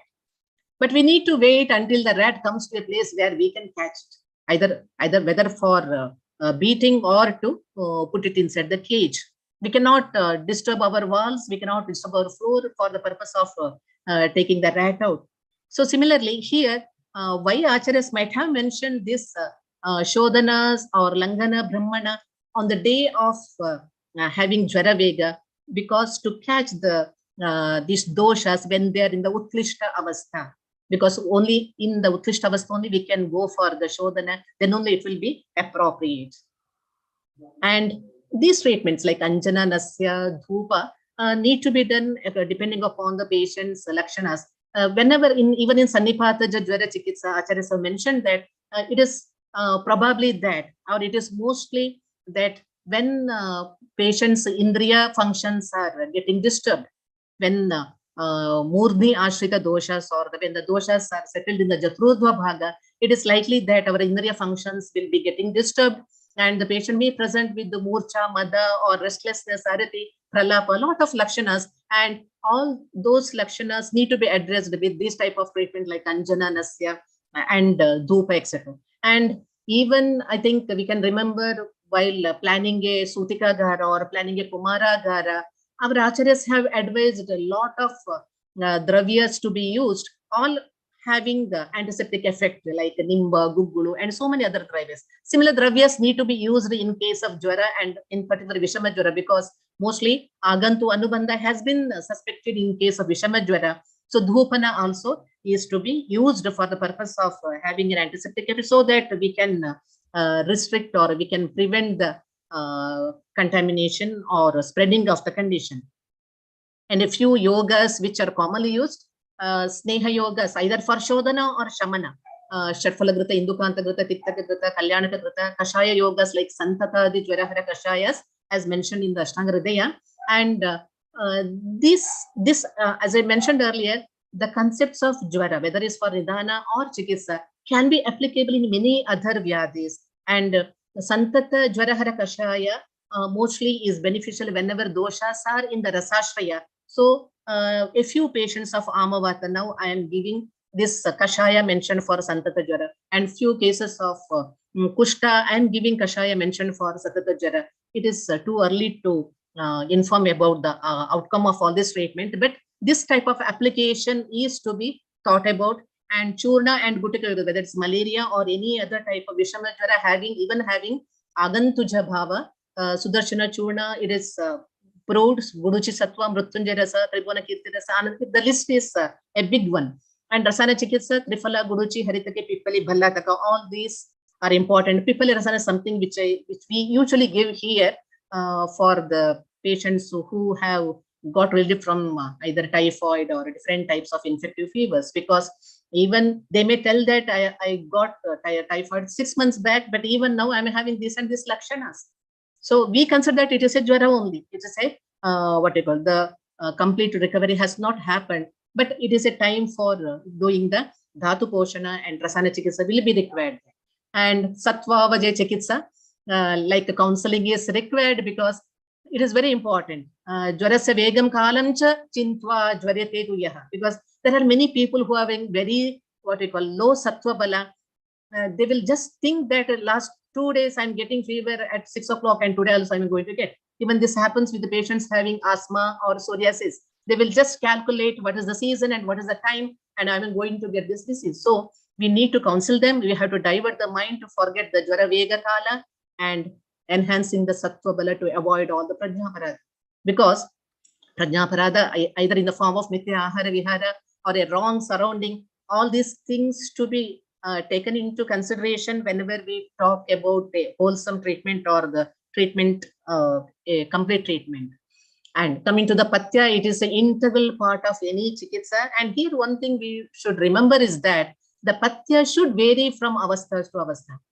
When it is a very initial stage where we know that a person is doing some Nidana Parivarjana has to be achieved, and in the Tarunavastha, the Ahara should be in such a way that it will help for the Pachana and Anuloman of the doshas. And the next stage, the Patya Ahara should be in such a way that it will help for the Dosha Shamana. And when it becomes very chronic, the patya should be in such a way that it should provide nourishment to the dhatus, and it should help for the apunurbhava, or it should be in a position to prevent the recurrence. So if you forget this, if you are concentrating only on providing medicines, and if you forget the patya, it will be a great mistake, because a simple rice porridge or a simple khichdi cannot be a universal diet for each and every patient in all avasthas. We need to continuously go on changing the patya or diet according to the patient's avastha. And in the whole process, we should remember that it should be hridya to the patient. Only then the person will enjoy the food, and only when whatever we expect out of this patya, the effect will be there. Otherwise, he will think that it's a punishment, and the result condition to follow the patya for a prolonged time. Prevention. Having talked about a different chikitsa part, now can we prevent Vishama Jwara? We should. For that, the Swasthavritta, it is usual for any Vyadi. Swasthavritta, I'm not going to elaborate on that. But as far as Vishama Jwara is concerned, we, especially Ayurveda physicians, should definitely take a few things to consideration. Avoid Shaman Aushadas in the Amavastha of any Vyadi. As I told earlier, patient will go on influences by telling that it's first day, it's the second day, it's already third day. Why I'm not relieved from my Jwara? So we become what we call prompted, or we become forced to give some aushadas, which should not happen, because shaman aushadas in the amavastha of any vyadi in turn can lead to Vishama Jwara. Administer shodhana chikitsa whenever appropriate, because if the dhatugata doshas have to be removed properly, the person has to undergo snehapana, svedana, and then shodhana. But definitely we have to consider whether the person is eligible for it or not. Roga parisha, rogi parisha, both are important. Roga demands a shodhana, but rogi may not be in a position to undergo shodhana. So considering all the aspects, we should plan for a shodhana chikitsa and advise the person to continue patya ahara vihara even after he is relieved from the condition. I have already described this, and assess the roga mukta lakshanas always, any roga. I hope all our learned Vaidyas will remember the Vimanasthana of Charaka Samhita, where it is mentioned what karya phalala. What is karya? Karya is dhatu samyata. Karya is dhatu samyata. And how to assess that? How can I understand that one, I have given the treatment and whether my patient is been relieved from the vyadi or not? There are so many lakshanas like relief from ruja, proper appetite, timely evacuation, nidra, nourishment, strength, normal functioning of indriyas and manas. These things need to be achieved. Then only we can tell that my patient is free from the vyadi. Absence of santapa or temperature doesn't mean that my patient is free from jwara. He's free from only one lakshana, that is temperature. He will have so many other lakshanas, and we have to continue our treatment, and we have to advise our patient to follow all the patya until we achieve all these things. Then only we can claim that my patient is free from the vyadi, whether it is jwara or any vyadi. Conclusion: concept of jwara and Vishama Jwara is very unique. This concept provides guidelines to treat many other conditions. Physician must use relevant parikshas to diagnose the Vishama Jwara. Chikitsa must be based on the Samparti Avastha. The focus should be on providing absolute healing and not mere relief from symptoms. Parikshakarino hi kushala bhavanti. Thank you. Thank you very much. Arathi ji, namaskar. Thank you so much for your very, very forceful comments. Some of the comments you made are very interesting. It just shows the sophistication that we have in the Ayurvedic system. So we are not only personalizing treatment, but we are also giving avastha-specific recommendations, you know. So this is a very valuable thing that you have given us today. Please stay with us. There will be many, many questions and comments, especially from our senior colleagues. There are many people here with us today. I hope you will stay with us as we approach the question answer sessions and the discussion section, because we would like to just learn a little more. Today's presentations from all our senior colleagues are of the highest quality, and we are very delighted that you have found time to join us. So please stay with us. Thank you once again from all of us. Thank you. I know you do so many things in the community for connecting with students and inspiring them, and we want to learn a little more. I will put one or two questions as the next presenter, our last presenter joining us from Agra today. Namaskar ji. Namaskar, sir. Namaskar. So delighted. Swagath, very, very happy to have you back on the platform with us.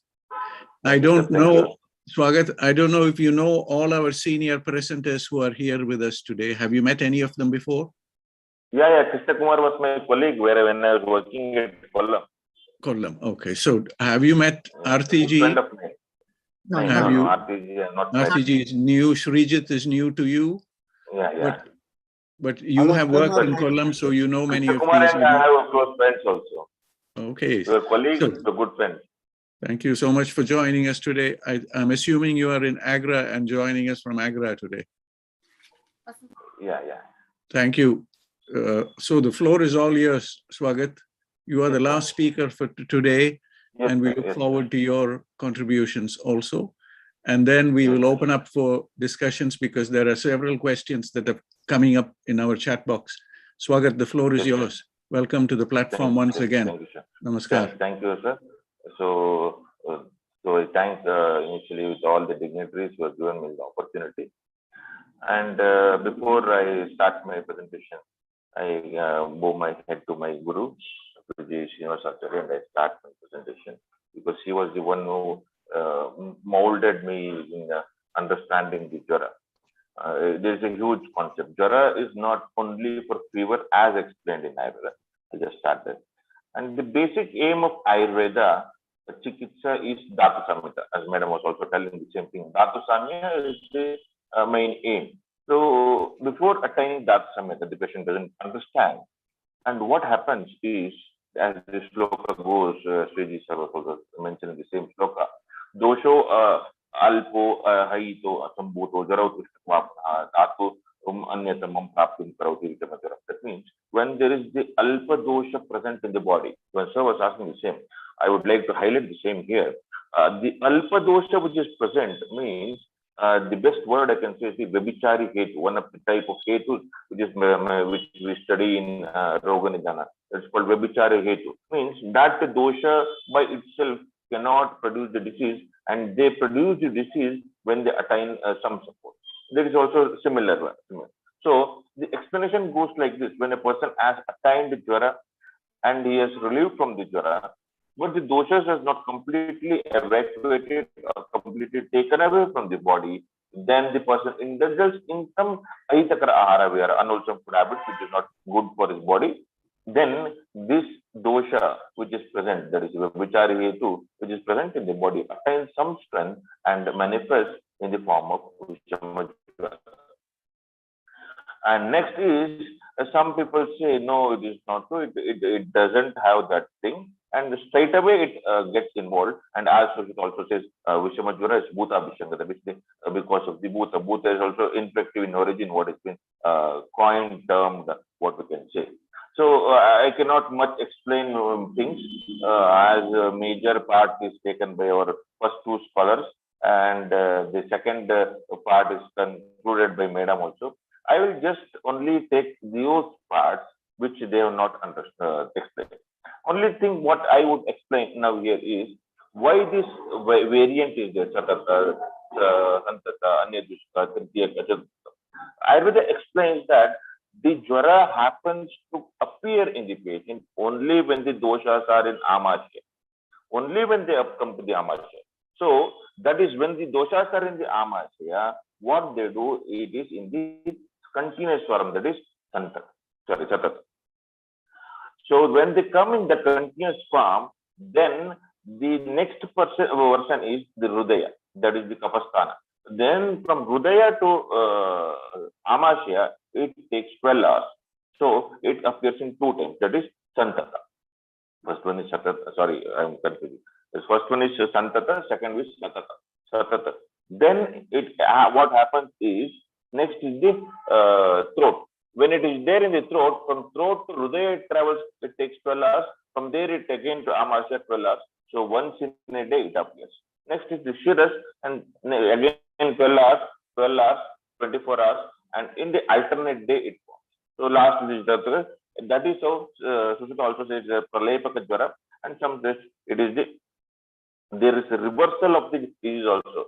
Anyadushka and Trutiyaka and Chaturtaka, there is a reversal. Viparya, Viparya, Chaturtaka Viparya, and Anyadushka Viparya is also been explained by some scholars. Well, it is not going to do. So why this appears is in allopathy malarial version. If you see, these are called as merozocytes. These release merozocytes which appear to the body or bloodstream, and they try to come into that only in the every 2 days. That is the Chaturtaka Yoga. So the malaria comes in the Chaturtaka Jara phase only. So that is how now with the research what has been going on, they are considering those things. And next is what Sreejith gives one more example is, it is just like in waves in the ocean. How the ocean is calm every time, and when it gets the waves only when they come with the breeze or the air or the air flow is there, then it comes with the heavy tides. That is how it happens.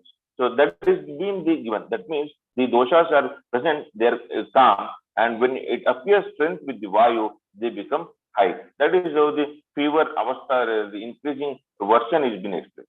And next, what I would like to explain is how this treatment or this is happening.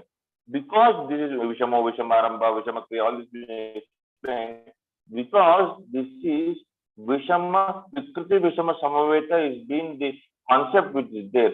That means the combination of the dosha and dusha, they are not Sama Samaveta, they are Vikriti Vishama Samaveta. That means there is a different symptom which is being presentation. So that Vikriti Vishama Samaveta which is happening, they form the symptoms. So it is not so easy to understand this.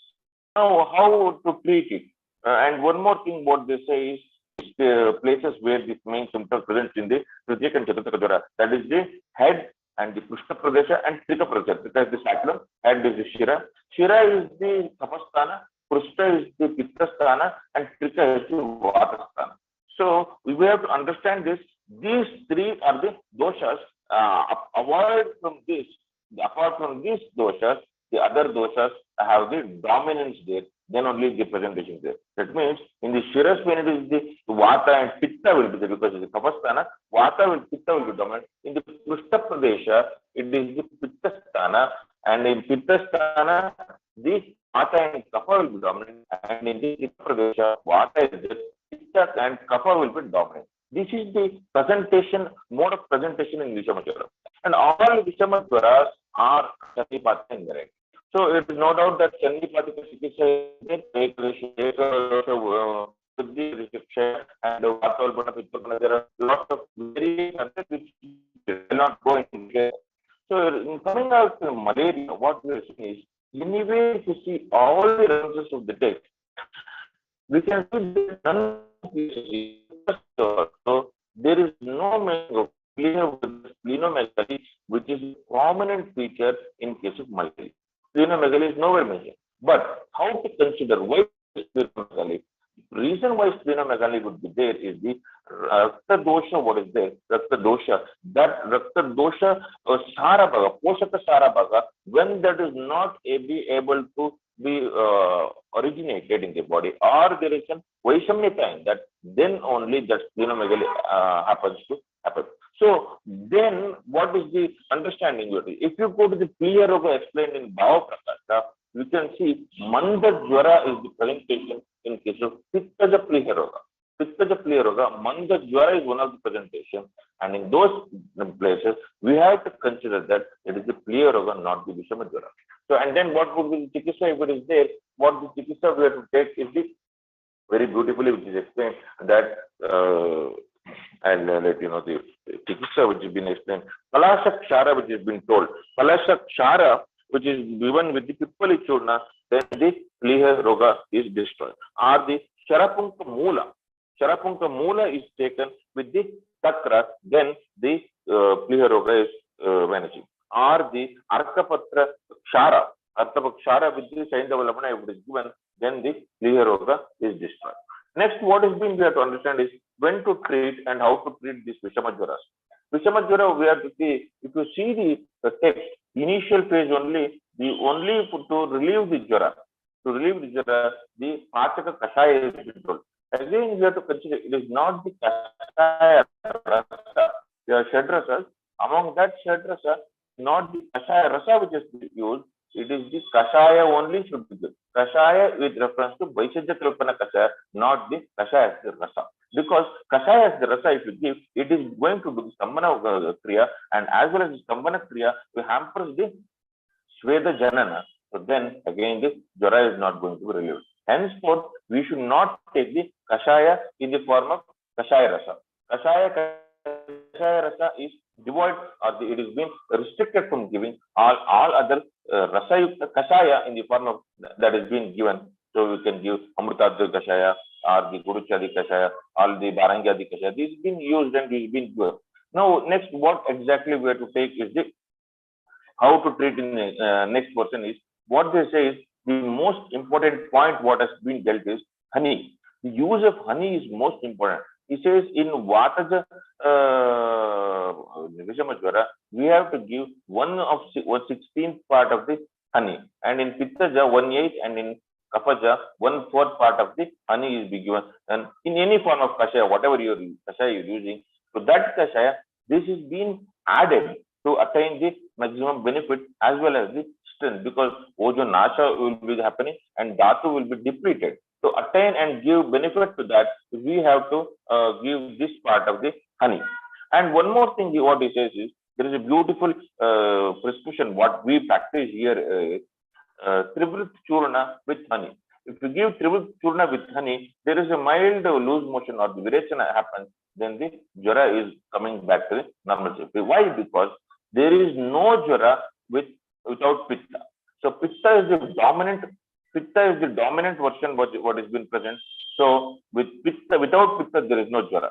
So henceforth, pitta is having the dominant quality. If you give trivrit with honey, then there is mild virechana, which there is always the result is 100%. Next, there are lots of yogas which has been explained. Not going into detail with this yogas. There is one mantra which is explained in Haritha, wherein he says that mantra should be used for the purpose of treatment. I'll just go through that mantra once, which is having very much importance. Om Dham Rim Klim Sugrivaya Mahabala Parakramaya Suryaputra Yamita Tejase Ekahi Dwahi Trahi Chaturthik Mahajwara Bhutadwara Bayadwara Kodadwara Veladwara Prabhudwarana Dahada Pachapacha Avata Vanara Rajam Dwarana Manda Manda Ham Rim Rom Patswaha. This is the mantra which has been explained. Again, we have the Shiva mantras, we have the Vishnu mantras. In Mahabharata, it has been given that Vishnu mantra cures all the jwaras. These are other areas where we have to consider. Last but not least, one thing is to instantly relieve jwara. What is being practiced? We were also practicing in the olden days in India, and even the Chinese system of medicine also does this. That is Rakta Mokshana. Where the Rakta Mokshana is done? Rakta Mokshana is done at the tip of the ear. Why this tip of the ear? How to understand this? You have to fold this ear into half. Once you fold this, the peak point is the tip of the ear. If you prick that with the scalpel or the lancet needle, then there is bleeding. You should not stop that. You should just wipe that with spirit. This we practice. I do practice this. Spirit, if you wipe this, the bleeding will be coming, and once the bleeding is going on, then this is happening to end the jwara instantly. There is no need of any injection, no need of any other things. Just pick that when there is 102, 103, it is going to reduce minimum 1 to 2 degrees immediately. This is what we do follow as the immediate effect.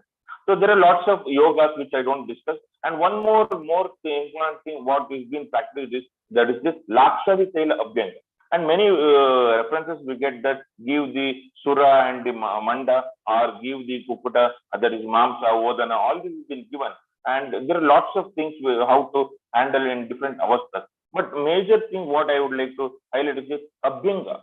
When this Abhyanga has to be done, there are lots of tailors which have been explained. The Shat Chakra tailor is also there, Lakshadi tailor is there. these tailas, Lakshaya Taila is used in many versions. And one more thing is Lashuna Kalka Rasayana. Lashuna Kalka Rasayana is, if it is given in the early morning, empty stomach, it is going to cure all varieties of the VISHAM JWARA, irrespective of type, various doshas. Lashuna Rasayana has been. Next is the Vardhamana Pipal Rasayana, Chittabalachuna. All this has been practiced. And other thing, which one more thing, what we practice irrespective of the dosha, dhatu, everything, that is Swarnamalini Vasanta. Swarnamalini Vasanta or Lagumalini Vasanta, if it is a mild form, you can go with that. Use Swarnamalini Vasanta Rasa if it is very chronic fever is there, and Jayamangala Rasa, which is usually practiced in case of Dhatukata Jwaras. So we have to understand these things and we have to treat according to the patient conditions, and the most thing is IRES way of diagnosing thing is most important. Once, because it is the presentation of the patient which you need to identify. Irrespective of other things, so if a person has taken the over-the-counter drugs, it is a bit difficult. Otherwise, you just give partner drugs and wait for one day, the person will get back his symptoms, and then you can have the diagnosis, or you can go with the better history. You can consider what best is the treatment and what it is. If you are not having the treatment, we consider your diagnosis, and that's how we can go. Because Jwara is not just for fever as explained. Lots of concepts which has been explained. Even rheumatic fever, rheumatic heart disease, even Amavata is explained in Jwara in case of Charaka Samhita. So Jwara is not just Jwara fever here. Jwara is more than that as per Charaka. So we have to understand it in a very logical manner, and the other parts has been explained by my colleague friends, and I hope I have maintained the type. Thank you one and all. Thank you for giving me this opportunity. Swagath, thank you so much for joining us from Agra, and the reception was not as good as what we had the last time. I don't know which network you're using. Which network are you using? Airtel? Airtel. So it was a bit choppy, the signal, but I think we could understand, we could hear everything. So thank you so much. Please stay with us, because you have also used that phrase alpadosha. So we want to see how we can understand this concept. Maybe there are people in the audience who understand the concept of alpadosha much better. So it's just, I put this in the context of post-COVID, long COVID. So that is my motivation for asking questions about the alpadosha concept. So before we, Swagath, before we go into our question answer session and discussion section, number one, we want to thank all of you for joining us today on World Malaria Day. And you can see the theme for the World Malaria Day is to do with innovation. And I put the WHO's website and the pointers there. So if we look at those aspects, there is something here that we are talking about, not only in the context of malaria, but also in the wider context of Jwara. What is offered in the Samhitas is very, very special.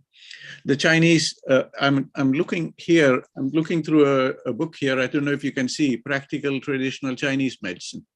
And in this book, there is a section on Jwara, on fever.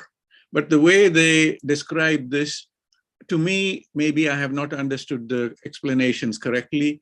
There is the yin-yang concept, and it is not as clear as what we have in our Samhitas. So this is a very interesting point that we have. I raise this again in the context of ongoing developments in India, that India has taken a very strong leadership position in traditional medicine for the whole world. And the WHO has now enabled this center in Jamnagar. And all that we are discussing today comes under that kind of new perspective that India is wanting to project to the world. So I raised this particularly, this connection with the Chinese medicine and their description of fever.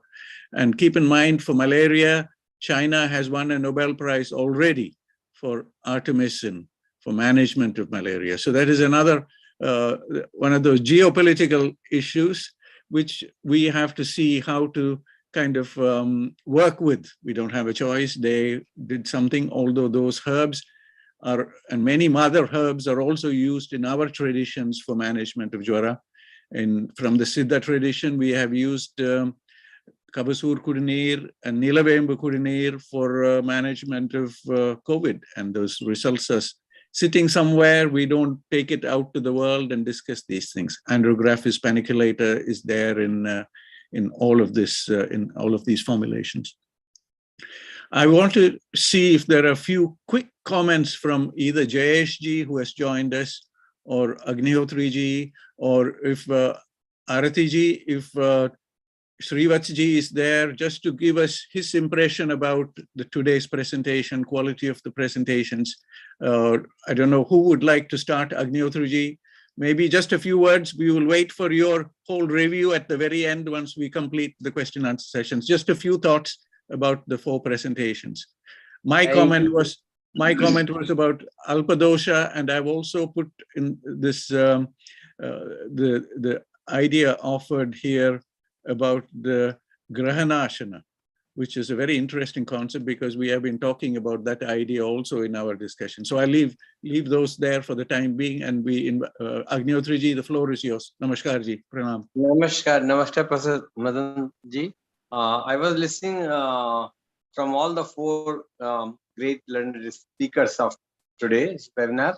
The first one is Krishna Kumar, the other one is Sreejith ji, and then Arathi ji, and lastly SwagathN ji. All the professors are full of knowledge, and they projected their knowledge. We started with the VISHAM JWARA, and we ended to the endless Jwara.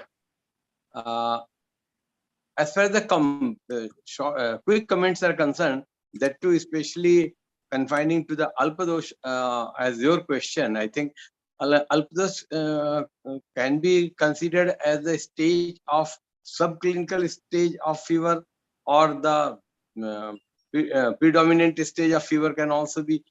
It was just striking in my mind that the full precipitation of fever or its associated symptoms are not precipitated. Till then, it can be inferred that there might be a lesser intensity of the vitiation of doshas, that is known as alpa dosha, that the patient is having little bit malaise, but not having, say, rise in temperature above 100 degree as per the thermometer. It can be one thing. Lesser quantity involvement of doshas in initial stage may said to be the stage of alpa doshas involvement. This is my first impression. And so the condition goes on as a subclinical stage or the predominant stage of the situation. But as far as the Jwara is concerned, VISHAM JWARA is concerned, we can see that at Nidan Sthan by the same author, and then Chikitsa Pratishedh by the same author or from the same epoch has got wonderful differences. When we talk about the types of Jwara and the types of the fever of modern medicine, things are different. Nobody talked about the chill as onsetting of malarial fever that is being caused by the female Anopheles biting and the presence of Plasmodium vivax. It starts with chill. The first is rigor, and then it leads to ultimately fever. If we talk about we are celebrating World Malaria Day, and so the basic inception and concept of malaria we have to keep in mind, and we have to correlate with the relevant knowledge of our Ayurvedic texts in terms of Vishama dosha and Vishama Jwara and all sort of other dwells. So whenever a Jwara is available in our text, even in Kashyap Samhita or other Brihatrayi, Laghutrayi, they have mentioned so many times. May it be a case of heart, may it be a case of joint pain, may it be a case of urinary problem. Jwara may be there. So goes the case with the modern medicine.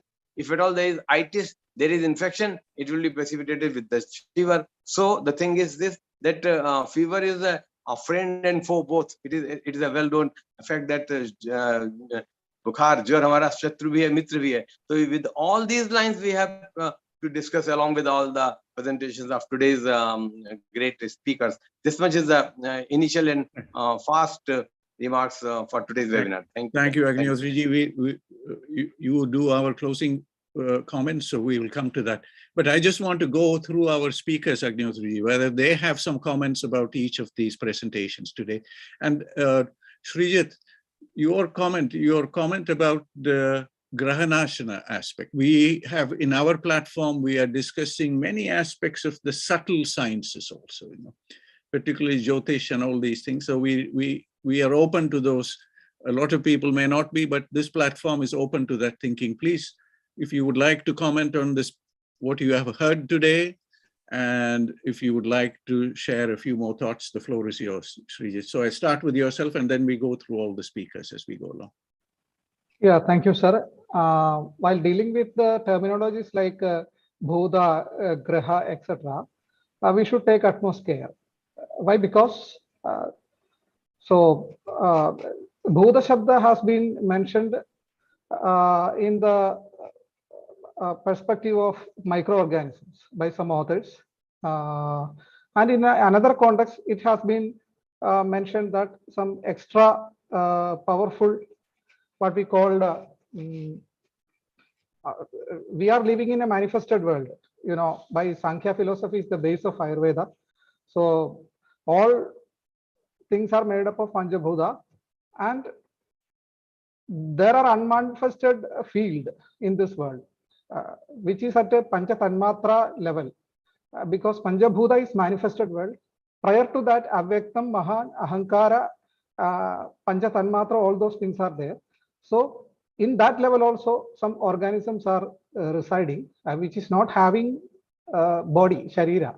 So which is referred as sometimes as Graha, and this Bhuda Shabda, Graha Shabda also mentioned as microorganisms in some context.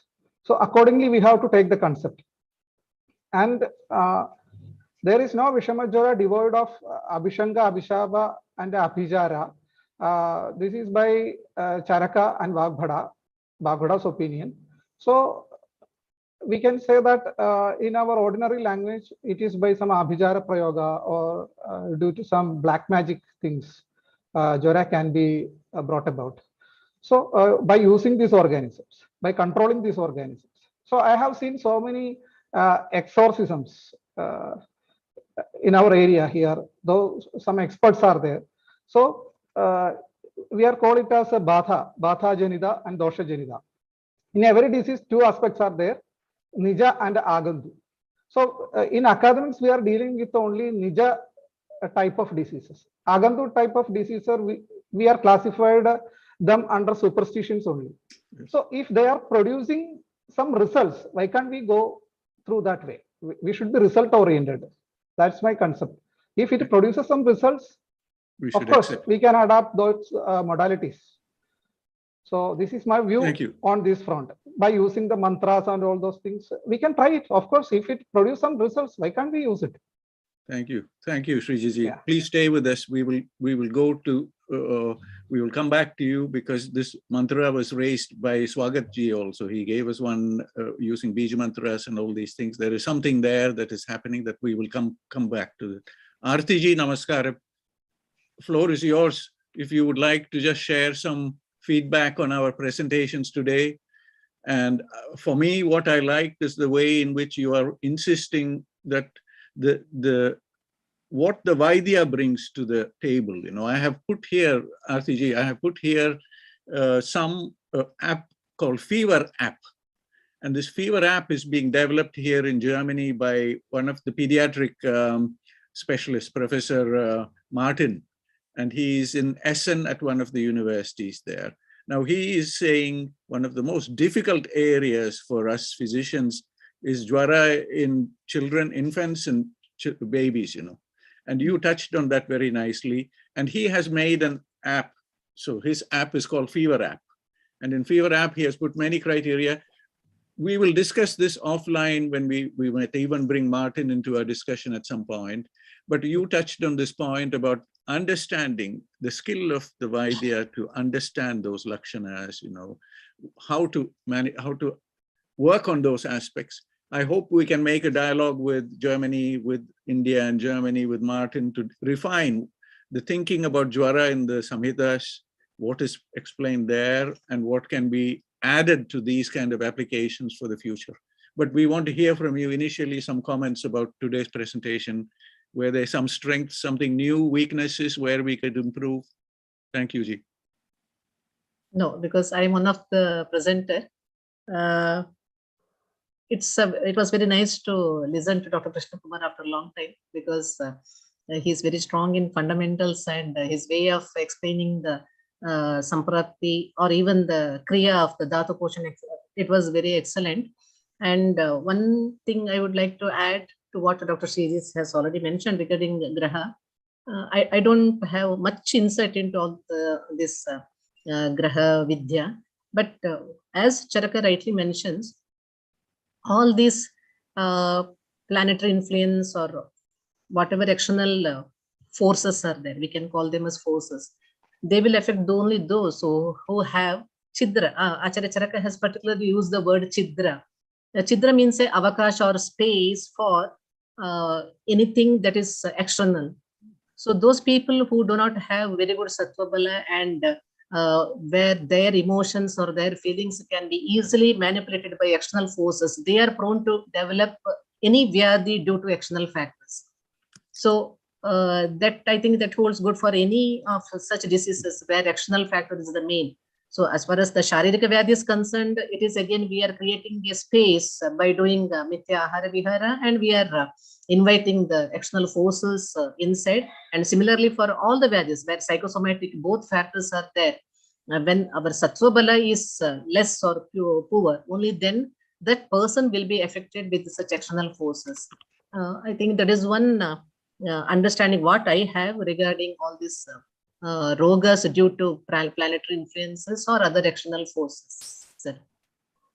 Thank you, Arathi ji. This thing about, could you put that, I don't know if I've spelt it correctly, Chidra. Chidra, yeah. Could you put that in the chat box so that we can follow up on this one? Definitely. Thank you. Krishna Vaji, namaskaram. Unmute, please. Namaskaram. Thank you for, you can hear compliments coming from all of us.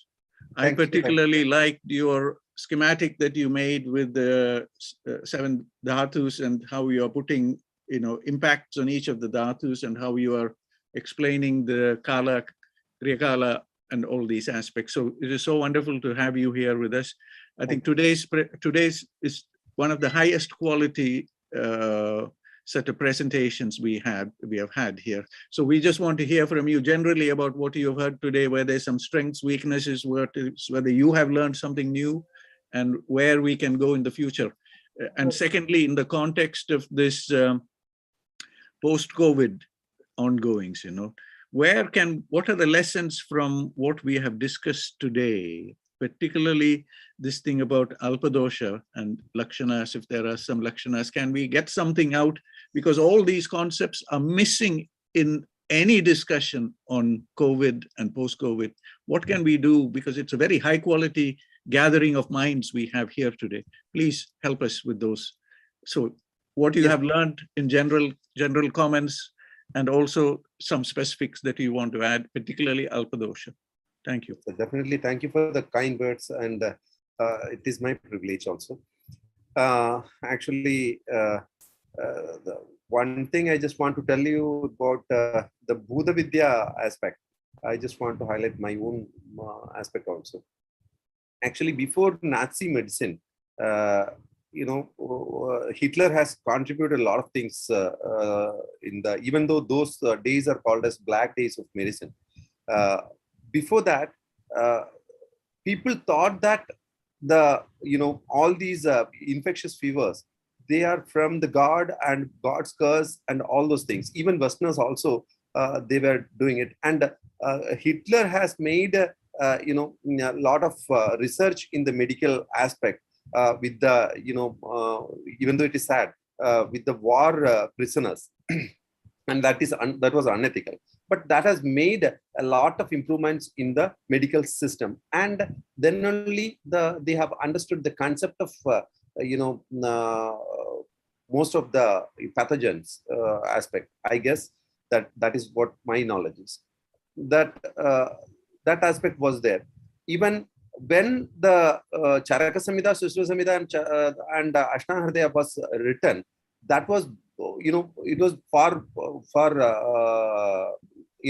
days ago, years ago, or yugas ago. So at the time, for making the people want to believe something not known, that is one way of graha bada bhuda aspect they have mentioned. But our acharyas have the cleanly observed and documented repeated occurrence of the symptoms and the shamana things, that way. Then they have documented it. That would have been, influenced the samhitas. I guess the discussions and seminars what Vikramaditya and all had with their gems of the knowledge people. So that may be one thing. And another one aspect is Sattva Bala is one aspect is there. Somebody is helping me and somebody is there for me to depend upon. If I'm grief-stricken or disease-stricken, if God is trying to help me out and God is there and somebody is requesting to the God, like that mantra chanting and all, if the ignorant patient, if he is hearing, then he'll be getting confidence, and that can improve the ojas, para ojas or upper ojas, in the other way. So in that way, it can help the Vyadikshamatva aspect. So what my beloved colleague Swagath sir and Sreejith sir told, I also do agree. I'm not a Nastika guy, but still try to relate the things, because in Pratyaksha Jnanam, we can understand that Atma Manasa Samyujade Manam Indriyena Indriyam Arthena Tada Pratyaksham. And Atma is getting that knowledge through the Manas. If Manas is getting strengthened and Manas is understanding that, it is not impossible. Even in the Pratyakshaya aspect of condition, a doctor is trying to help me out, and he is trying to keep my prana in, so that can influence these complicated conditions of patients. So that is one thing that is related to each and every dharma aspect of the people. And another one thing I just want to highlight is the COVID scenario and the Visham Jwara aspects, what we have, what we are dealing it here. And in our area also, I don't know what the others are plan to present. That is what I have kept myself into the basic level. That is what in our area, actually, we will be clearly seeing the Sama, Nirama Avastha, and then only we were treating. We were COVID warriors, and then we were, our hospital was not closed during the COVID scenario, and we were helping the COVID people. And we went to the home, and then we have given the medications as well after inquiring with them, and then we were on the road. So that is what we have done in the lockdown period. So we have contributed. So during that time, we have kept 2 to 3 medicines, and the people repeatedly ask those medicines in a particular thing. Initial aspects we have done Amrudottaram Kashayam we have given, and in the later aspects and all we have given Vyakradi Kashayam. So and Indukanta Grita also we have given in the post-COVID scenario. So the thing is understanding the base of the science, and then increasing the ojas can help the reducing the wastage of the food what you are eating, and keeping immunity inside. So then the person will get strengthened. So one problem here is during the COVID scenario, if somebody is getting sick, and even before he is getting proper digestion, he is not directed that he should not take chicken biryani. The people will be going and taking chicken biryani. So once again, he'll be getting into the problem. So that is one thing. Post-COVID scenario is happening because of the digestion problem only. So proper shodhana if we are doing, then we can have the hold on that. The Haritaki and all is there. Afayarishtam, if you are seeing, I'm not particularly telling about the Indugandham Gridam or Indugandham Kashayam or particularly mentioned drugs inside, the classics. Even the Arsho Vyadhi, Abhyarishta has is mentioned. If you are going and seeing that, it is having the all the Sarvajarhara property. So that shows that, in Adhisara chapter, the Acharya has told that even the dosha is pakwa or apakwa. The Haritaki is having a particular property of sending the things out, doshas out. That is good for keeping the prana inside. That is important. So that is what my version of treating post-COVID scenario, and we are getting somewhat good result as well. I'm not sure about the RT-PCR aspect and all. Still opinions differs. And regarding Alpadosha Avastha, I just want to add on, sir. The initial part of the fever, the person will be getting indigestion, and that is continuing for another 7 days. And he will be getting Prabhuta dosha. If his kapha is more, the person is tend to vomit. So tend to vomit. If we are giving him vomiting, then we will be thinking that all the kapha is getting evacuated. So, even after the Vamana medication and the procedure, sometime inside the blood, 8 liters of our blood, there will be mucin inside that, which is a cause of indigestion. So in that part, if you are suddenly giving kashaya and other stuff, it can cause dosha stambhana, and once again it can cause dosha vilina avastha, and dosha will go into the dhatus, and later on it can produce diseases. It will be waiting for the hetu. So Acharya has clearly told that you don't be overconfident, and you do proper shodhana and do proper rukshana and langhana. Then you go for the brahmana aspect. Brahminam Mridalankhet. Acharya has mentioned clear line. So that is what Acharya, for the Shaki, Shaki mind से ही Acharya ने ऐसा ही बताया, ऐसा बताया है. तो ऐसा मुझे लग रहा है, and ऐसा इतना ही है, sir. Krishna Maharaj, thank you so much, because you have touched on some points. Before we go to Swagat ji, we have our senior colleague Harish Verma ji, who studied in Punjab. He has a practice in Delhi, and he also is practicing in Toronto. And we will get a few thoughts from Harish ji. Harish ji, namaskar. नमस्कार sir, प्रणाम सभी आचार्यों को प्रणाम. आपसे भी सुने जी, आज की जो चर्चा जो चल रहा, उसके बारे में थोड़ा बताओ जी, थोड़ा कि आपकी what is your opinion कि आज जो डॉक्टर अग्निहोत्री जी ने पॉइंट बताया था कि we are celebrating World Malaria Day. Doctor साहब, आपका आवाज कट रहा थोड़ा, आपका पता नहीं, थोड़ा सा signal is slightly weak. Continue जी.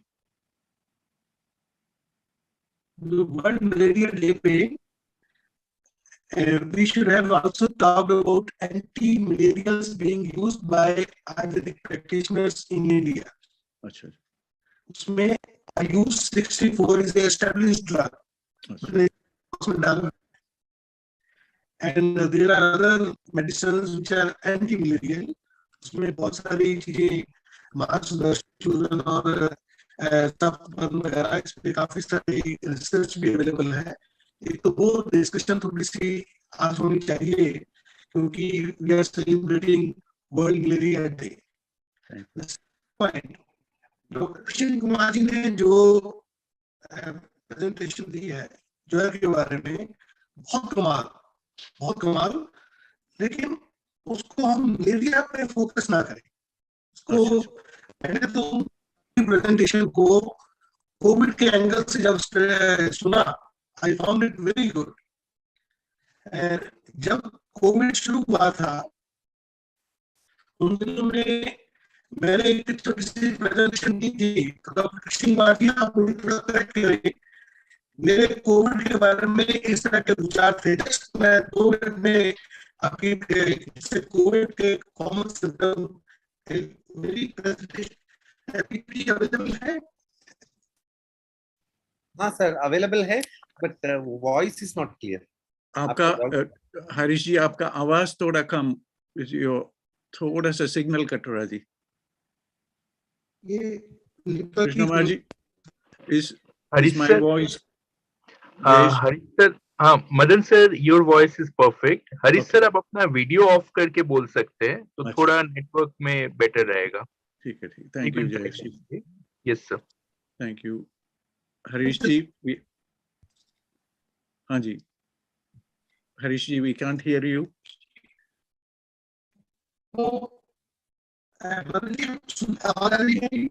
आवाज नहीं आ रहा जी। अगर वीडियो ऑफ करें आप, थोड़ा सा शायद बैंडविड्थ मिलेगा थोड़ा सा। अगर आपके कैमरा ऑफ करें तो we can see, we want to see your slides. आपके जो you have some wonderful slides here, क्योंकि this connection between your point is very important, that you are connecting with COVID key symptoms or alag-alag symptoms. I think Krishna Marji will have something, maybe our other speakers will also have something. मगर आपका आवाज cut रहा जी थोड़ा। हाँ मैं देखता हूँ अगर वीडियो ऑफ हो जाए। अब कुछ जी, बेटर हुआ है जी? Much better. We can hear you. I think Krishna Marji is waiting for your comments. Please, Harish ji. तो जब कोविड स्टार्ट हुआ तो I made this presentation 2 years ago. We were not knowing much about COVID. सारी दुनिया में Covid को कुछ नहीं पता था। तो उस समय I tried to correlate COVID with ज्वारा mentioned in चरक संहिता। तो उस पे मैंने कुछ अपने विचार रखे थे, and I want कि डॉक्टर कृष्ण कुमार जी मुझे करेक्ट करें। मेरे व्यूज इस तरह के थे कि कोविड में these were the common symptoms when COVID started: fever, fatigue, mucus production, shortness of breath, then loss of taste, loss of smell was very common, diarrhea, nausea, vomiting. And Covid में 3 तरह के patients होते, पहले तो asymptomatic होते थे, then mild, severe and critical. These were the findings. I'm talking about 2 years ago. शुरुआत में। Yes sir. तो कोविड में जो टाइमलाइन होती थी कि पहले दिन पेशेंट को फीवर होता है, फैटीग, मसल पेन, देन उसमें ब्रीथिंग डिफिकल्टी 5वें 6ठे दिन, और 7वें दिन इधर पेशेंट गोज टू रिमिशन या फिर वो सेकंड फेज में, because Covid is a biphasic disease. तो सेकंड फेज 8वें दिन शुरू होता है, जिसमें पेशेंट को हाइपोक्सिया शुरू हो जाता है, निमोनिया के सिम्टम शुरू हो जाते हैं। तो these were the symptoms severe cases में 8th day onward. So 14th day and 18th day पे either patient will survive or some people died. So these were the circumstances, and so these are the mild, severe and critical symptoms. Then I compared these symptoms.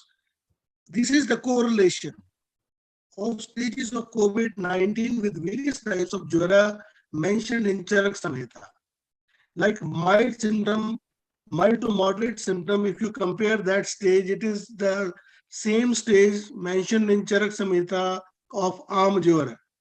Okay. And if you compare the severe symptoms, this is the same symptoms, dyspnea, hypoxia, mentioned in the stage of Pachyamana Jwara. And then the critical symptoms, Sanipata Jwara. These were the symptoms which I tried to compare at that time. If you look at the Aam Jwara, all the symptoms mentioned in Aam Jwara, even the Visham Mukham, loss of taste, this is mentioned long ago. Yes, sir. And we saw it during COVID. It was not usually seen in any fever. And then even this second stage, high-grade fever, delirium, dyspnea, these are the same symptoms mentioned in Pachyamana Jwara of Charak Samhita. And then the Sanipata Jwara, you can see all the symptoms of the severe COVID, which we can see in COVID, and we can see the similar symptom in Sanipata Jwara. And this was the correlation which I did years back. And even if you look at the management of the Jwara or the COVID, Langhan, Svedan, Kala, Yuvagu, Rasam drugs, these are still very useful. Then the Pachan or the digestive dravya, they are also very effective. So these are the arm pachna which we use during COVID: ginger, garlic, turmeric, and cane pepper. Now, these are the supplements which are available in West, because I live in Toronto. We are giving these supplements, prescribing these supplements, we prescribed during COVID to the patients. Yes, sir. Now the point is, even if we see the cytokine storm, Yes, which comes, which is very aggressive in the second phase, if we want to avoid that critical phase, particularly the cytokine storm in second phase, we need to start Ampachan in all COVID cases from the day one. Otherwise, it will end up into cytokine storm. Correct, You sir. can't control cytokine storm when it has happened. So my views are that in management of COVID, one should start Ampachan treatment mentioned in Ayurveda text right from the beginning. And even the use of this curcumin, boswellia, and we found very effective. And of course, these immunomodulator drugs like Vidania, Rhinosphora, Osimum, these are also very helpful. They can be even started from the day one, or they can be started in the second phase to avoid post-COVID complications. So these are my views about the COVID, and it was very excellent presentation by Dr. Krishna Kumar and other speakers. Congratulations to all. Thank you very much. This is all about today. Thank you. Namaskar. Thank you, sir. And it was very wonderful presentation, and you have dealt it very well. And one more thing I just want to add up is actually, is there any medicine for malaria? That question is a question mark. Because even for the modern people, they are not having a medicine, quinine, even if they are highlighting also, if it is getting complicated, they will also be going for stepwise treatment. So even for the fever as well, fever also, upper respiratory tract infection goes into the lower respiratory tract infection and viremia aspect. They are having different mode of treatment. So for Ayurveda aspect, highlighting one medicine will not be, may not be that correct, because if somebody is telling that Ashwagandha is the good medicine for, Ashwagandha or Shadabari or Vidari is the good medicine for, COVID, then one question will come, that initial period or the later period. So all those things should be, we also have to categorize it into Sama, first, second, and third phase. Then if we are naming those medicines, then that may be of worth, and then it may be more practical, I guess. Thank you, Krishnaji. Now, Krishnaji, keep in mind, Harish ji is our contact in Canada. So as we make our network, he will be looking to you for guidance also, and maybe Harish ji is also managing, and he's setting up the Canadian College of Ayurveda. So he's our contact. So he will be looking to all of you for help and guidance as we go along. Sure, sir. Before we bring, so please connect with Harish ji. We can share. If you put your contact details, Krishnaji, on the chat box, then Harish ji can locate it and make contact. Sure. Thank you. Before we go to Swagath ji, Swagath, before we come to you, I want a quick word from Domaji, who is here with us. Domaji, namaskar. Domaji is one of our senior Vaidyas based in Telangana, and he's very passionate about health for the rural poor. And Domaji, if you have a few thoughts, if Domaji is not here with us, I want to quickly ask if Ramadas ji would like to share some comments about today. Namaste, sir. Ramadas ji, Namaste. namaskaram. Namaskaram. Thank you. Yes, sir. Yes, sir. Only one point on that. Alpadosha, Sanskrit point of view. Okay. Alpasya so dosha hascha alpadosha. That means the dosha is very less part in the diseases like malaria or any viral diseases like whatever it may be. It is going to affect more on dhatu. So in that way also you can see that word alpadosha, because you cannot simply take a treatment on the basis of dosha alone. Because unless and until, because just like Aganduja, first it comes and attacks, then only the dosha will be affected. In the same way, the involvement of dosha may be very less, but the damage caused inside is very large. In that sense also, they would have used the word alpadosha. So that is why generally the treatment, if you take, you cannot simply go with only the dosha level of treatment. You are supposed to save dhatu level, because the dhatus are going to be badly affected by these types of diseases. That may be one of the reasons alpadosha terminology is used. This much only, sir, my point of view. Thank you, sir. Thank you, Ramadas ji. It's always a delight to have you with us, because you take us into the depth of the language and some very, very fascinating interpretations. Harish ji, namaskar. नमस्कार sir. Doctor Ramdas ji से question था कि क्या is alp dosha is the heen dosha? Is it same? Yes, sir. Is alpadosha the same? Actually, there are, you know, that the disease based involvement of dosha will be very less, but the disease appeared very less. Like that, alpadosha, one terminology is there. Here in this case, more than it affects the dosha, it is going to affect the dhatu. So the involvement of the dosha is very less, but the damage in the dhatus can cause high damage to the body. So in that sense, alpascha asau doshascha alpadosha, less involvement of the dosha. So simply we cannot proceed a treatment based on dosha alone. You may have to save the dhatus before you go for that. Just like Aganduja Vyadhis. That is my view, sir. Thank you, Ramdas ji. We will quickly, we are coming up to our 9 o'clock deadline. So I would like to take some comments from Swagath ji, but I want to thank everybody for this very high quality program today. Swagath ji, namaskaram. Yes, sir. Swagath, your last words. Do you have some comments about today's presentation, particularly this mantra chikitsa, that mantra aspect that you mentioned, which is going into the slightly aprathyaksh aspect, you know, Yes, sir. I will just quote one example. There was a study which was conducted in, I think, in Pune, wherein the cardiac patients were given to chant Vittala. That is, Panduranga Vittala is one of the avatara of the Vishnu. Vittala word was been. The word tha, when the tongue touches the palate, that is the Vittala, that has the effect on the reviving the cardiac cases. This was being studied.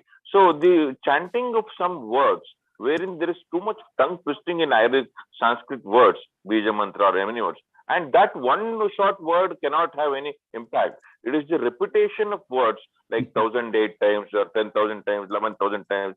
These have some vibrations, like we have in Thailand. They use in talk treatment. That is, they knock it on the back and they give the treatment. That is, the waves are created, or the vibration which is being created. Those vibrations have some effect on the treating certain things. So likewise, because our body in Ayurveda, we consider it is only the one of the body. We have 5 bodies. We all know that. That is the Anandamaya Kosha, Manomaya Kosha, Vijnanamaya Kosha. All these koshas are there. Among that, this is only one Annamaya Kosha. And these koshas, even because why I tell this is, when we are treating on the pranic healing basis, you can treat the outer aura. Yes. And once Annamaya Kosha also gets treated. This is the impact. So even the Chinese system of medicine, we have got the music therapy or the bell. We have got a bowl and we put water in that and we just ring it and we rotate it. There are waves created. So by likewise, there are certain mantras through which there are certain waves created. Those waves have got a high energy. There was a study which was, we all know that Curling's photography, which measures the aura. Right?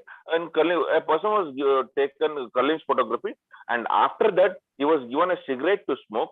And once he smoked, after that a photo was taken. The 80% damage was there in aura. And later he was again made to chant Omkara for 15 minutes.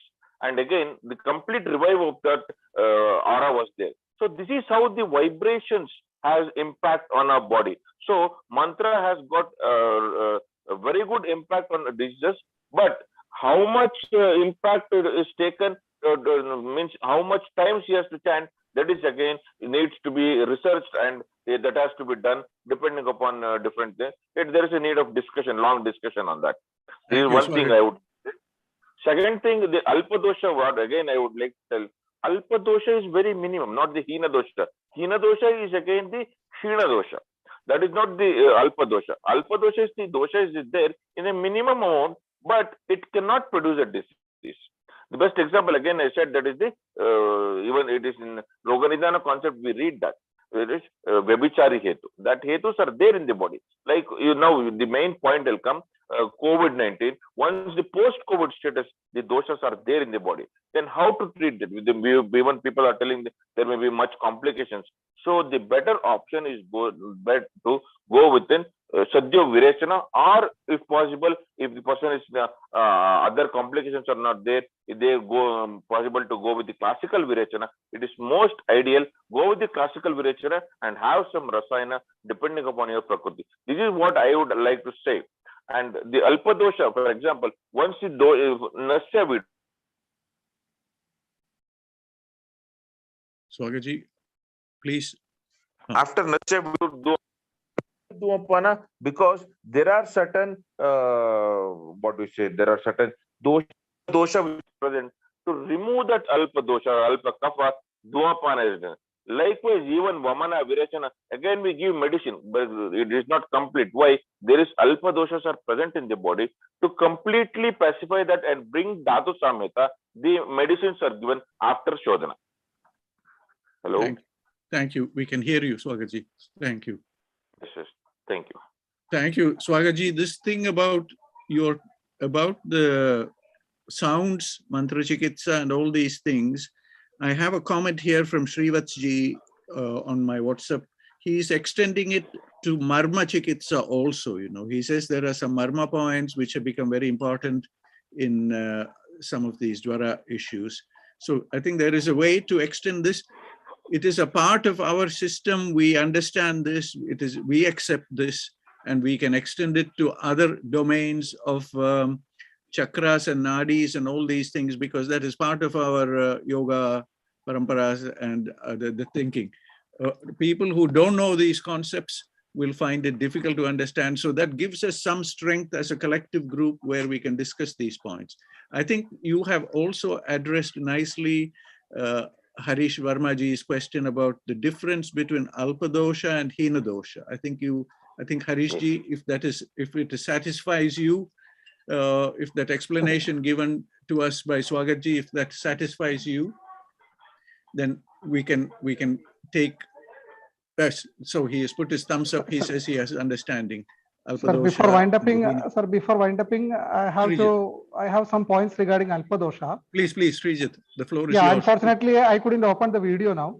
So no, it's fine. We can hear proper lighting here. Yeah, sir. While dealing with the post-COVID infection, there will be vigorous reaction of this virus toxins with our vascular endothelial system. Yes. Yeah, that will produce some unwanted materials. So later that may cause obstruction of the channels. That may eventually leads to cardiac arrest. So many cardiac arrest has been reported as a post-COVID complications. What I have observed in my clinical life is those who are stick on vegetarianism, there will be less reaction. to the virus toxins from the vasculoendothelial front.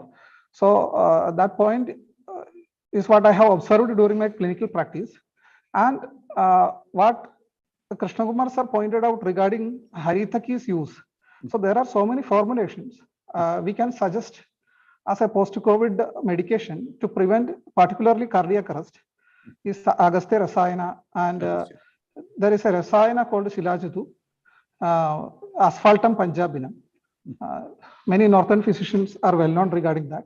So it's an excellent medicine for removing all those blocks and etc. There is a concept of avarana in Ayurveda. So it is a deep concept. We have to understand that in another, maybe next session. And these things can be used as excellent medicines for these complications. That's all, sir. Thank you. Sreejith, thank you for bringing all these points out. You know, as I said, within Ayurveda, we have very rich concepts like avarana, which is a very rich concept that other modern medicine doesn't even, they don't have any way to appreciate this even. You know, they find it challenging, but you are saying that that it is easy to manage these conditions. Our day today is to do with malaria, but we are learning so much more from the central point of Jwara and Jwara Chikitsa, and that understanding, the deep understanding that's there. Krishna Marji gave us the schematic about this stuff, and then we have discussed so many. Arathi also mentioned the cancer word, you know, in her presentation, that some aspects of Jwara can also be taken over to other conditions. So many other conditions, health conditions also can be understood using the rich concept of Jwara as understood. We are running out of our time. We are about 8 minutes past 9 o'clock. I know it's very late in India. It's only 4:30 here in UK. So I could go on for much longer. I don't know if Arathi wants to make a few comments quickly before we give the floor to conclude the event to Agnihotriji. Arathi, would you like to share some thoughts based on what we have just touched, Alpadosha and other things that we have just talked? It has already been discussed. Just I have sent a message. Alpadoshas are not definitely Kshina doshas. Definitely they will wait for a suitable time to produce a full-fledged Vyadhi, because any Vyadhi, it will take its real Swarupa when there is dosha sammochana. That is, when a dosha is associated with a ashraya or a substrate where it can get associated, maybe a channel or it may be a dhatu, then only the real lakshanas of that Vyadhi will manifest. Until then, it will be only in the minute lakshanas, or as Dr. Agnihotri told, the subclinical type of lakshanas will be there in the initial avasthas. But definitely we cannot ignore these alpha doshas, and if the situation is poor, definitely they will give rise to a full-blown disease. That's all regarding alpha dosha. Arathi, thank you so much. The reason, again, I will just repeat what I said earlier. The reason why I'm pushing this little point, here in the UK now, there are 70 clinics handling post-COVID problems. 70 clinics. 1.5 million people are suffering from this problem.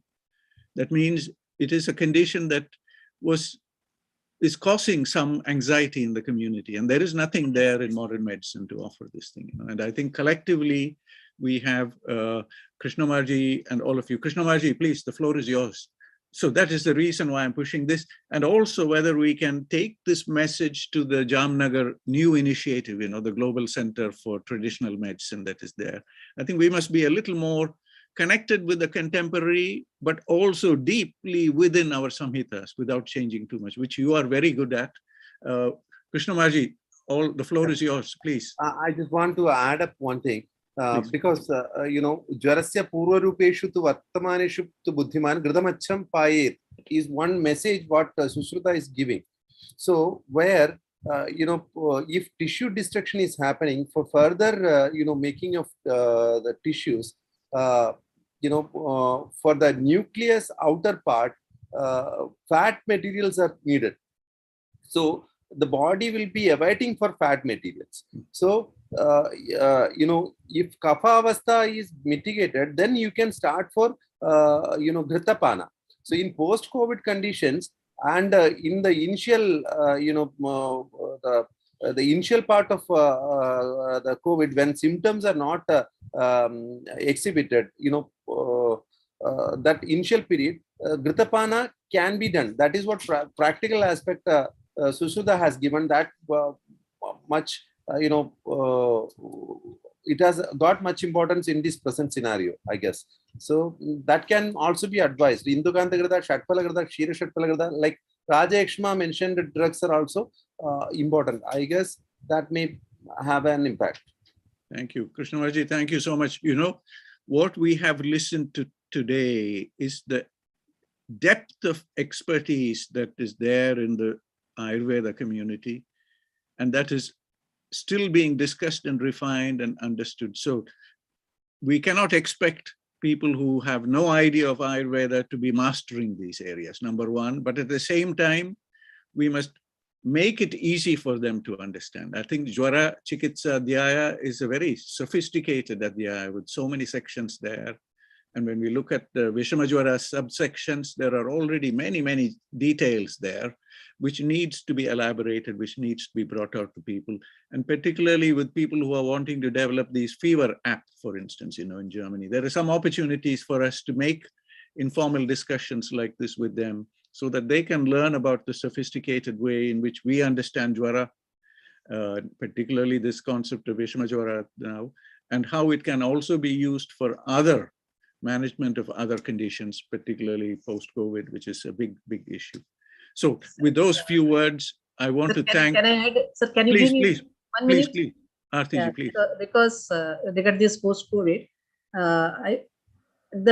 as Dr. Krishna Kumar already mentioned, many of the problems come due to wrong diet during the Jwara and immediately after Jwara.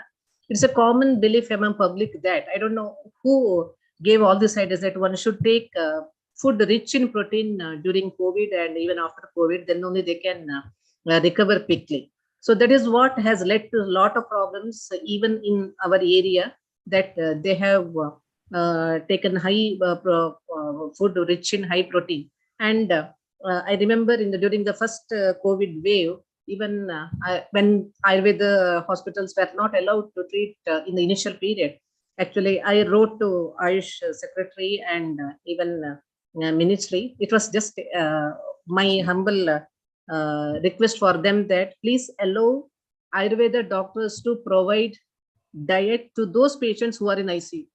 Because I have seen that once ICU or even in the critical care units of all allopathic hospitals, they go for food which are very highly rich in protein and which cannot be digested by the patient. And patient is, first of all, he's bedridden, and there is a lot of chances for accumulation of phlegm, and this will definitely lead to a lot of respiratory complications. So I was wondering if let them treat, but at least if Ayurveda fraternity is given an opportunity to provide diet to these all critically ill patients, then the situation would have been much better. The respiratory complications would have been minimized. That was my wish at that time, but luckily, slowly, the situation changed and Ayurveda doctors were permitted to treat COVID cases. That's all. Thank you, Arathi. Thank you so much. We are running out of time, but it has been a wonderful program. It has been one of our very high quality programs. I wish our students will also join us and benefit from these events. And I hope all our events are archived, so anytime you can access them and listen to them. And please point students to the platform. We need young people to take and connect with the platform so that they will keep the momentum as we progress. So Krishna Marji, thank you so much for being with us today. Arathi ji, thank you so much for being with us today and for sharing your insight, sharing your time. And our Harish ji, thank you so much for being with us today. And all our speakers here who are still here with us, I think Sreejith ji has left us. But before we conclude, I want to see if Agnihotri ji is here with us. Agnihotri ji, namaskar. He had to leave for an event. But if he is not there, I will draw this event to a close. So thank you all for being here with us. And thank you, Arathi ji. Thank you, everybody, Krishna ji. And we will be in touch. Please continue to support our platform. Please continue to guide us as we grow on. Yes. Namaskar. Namaste, namaste, namaste. Thank you, Dr. Krishna Kumar. Thank you, ma'am. Thank you, ma'am. Nice to meet After long you. time. Yeah. After long time. I'm closing the event. 3, 2, 1. Thank you.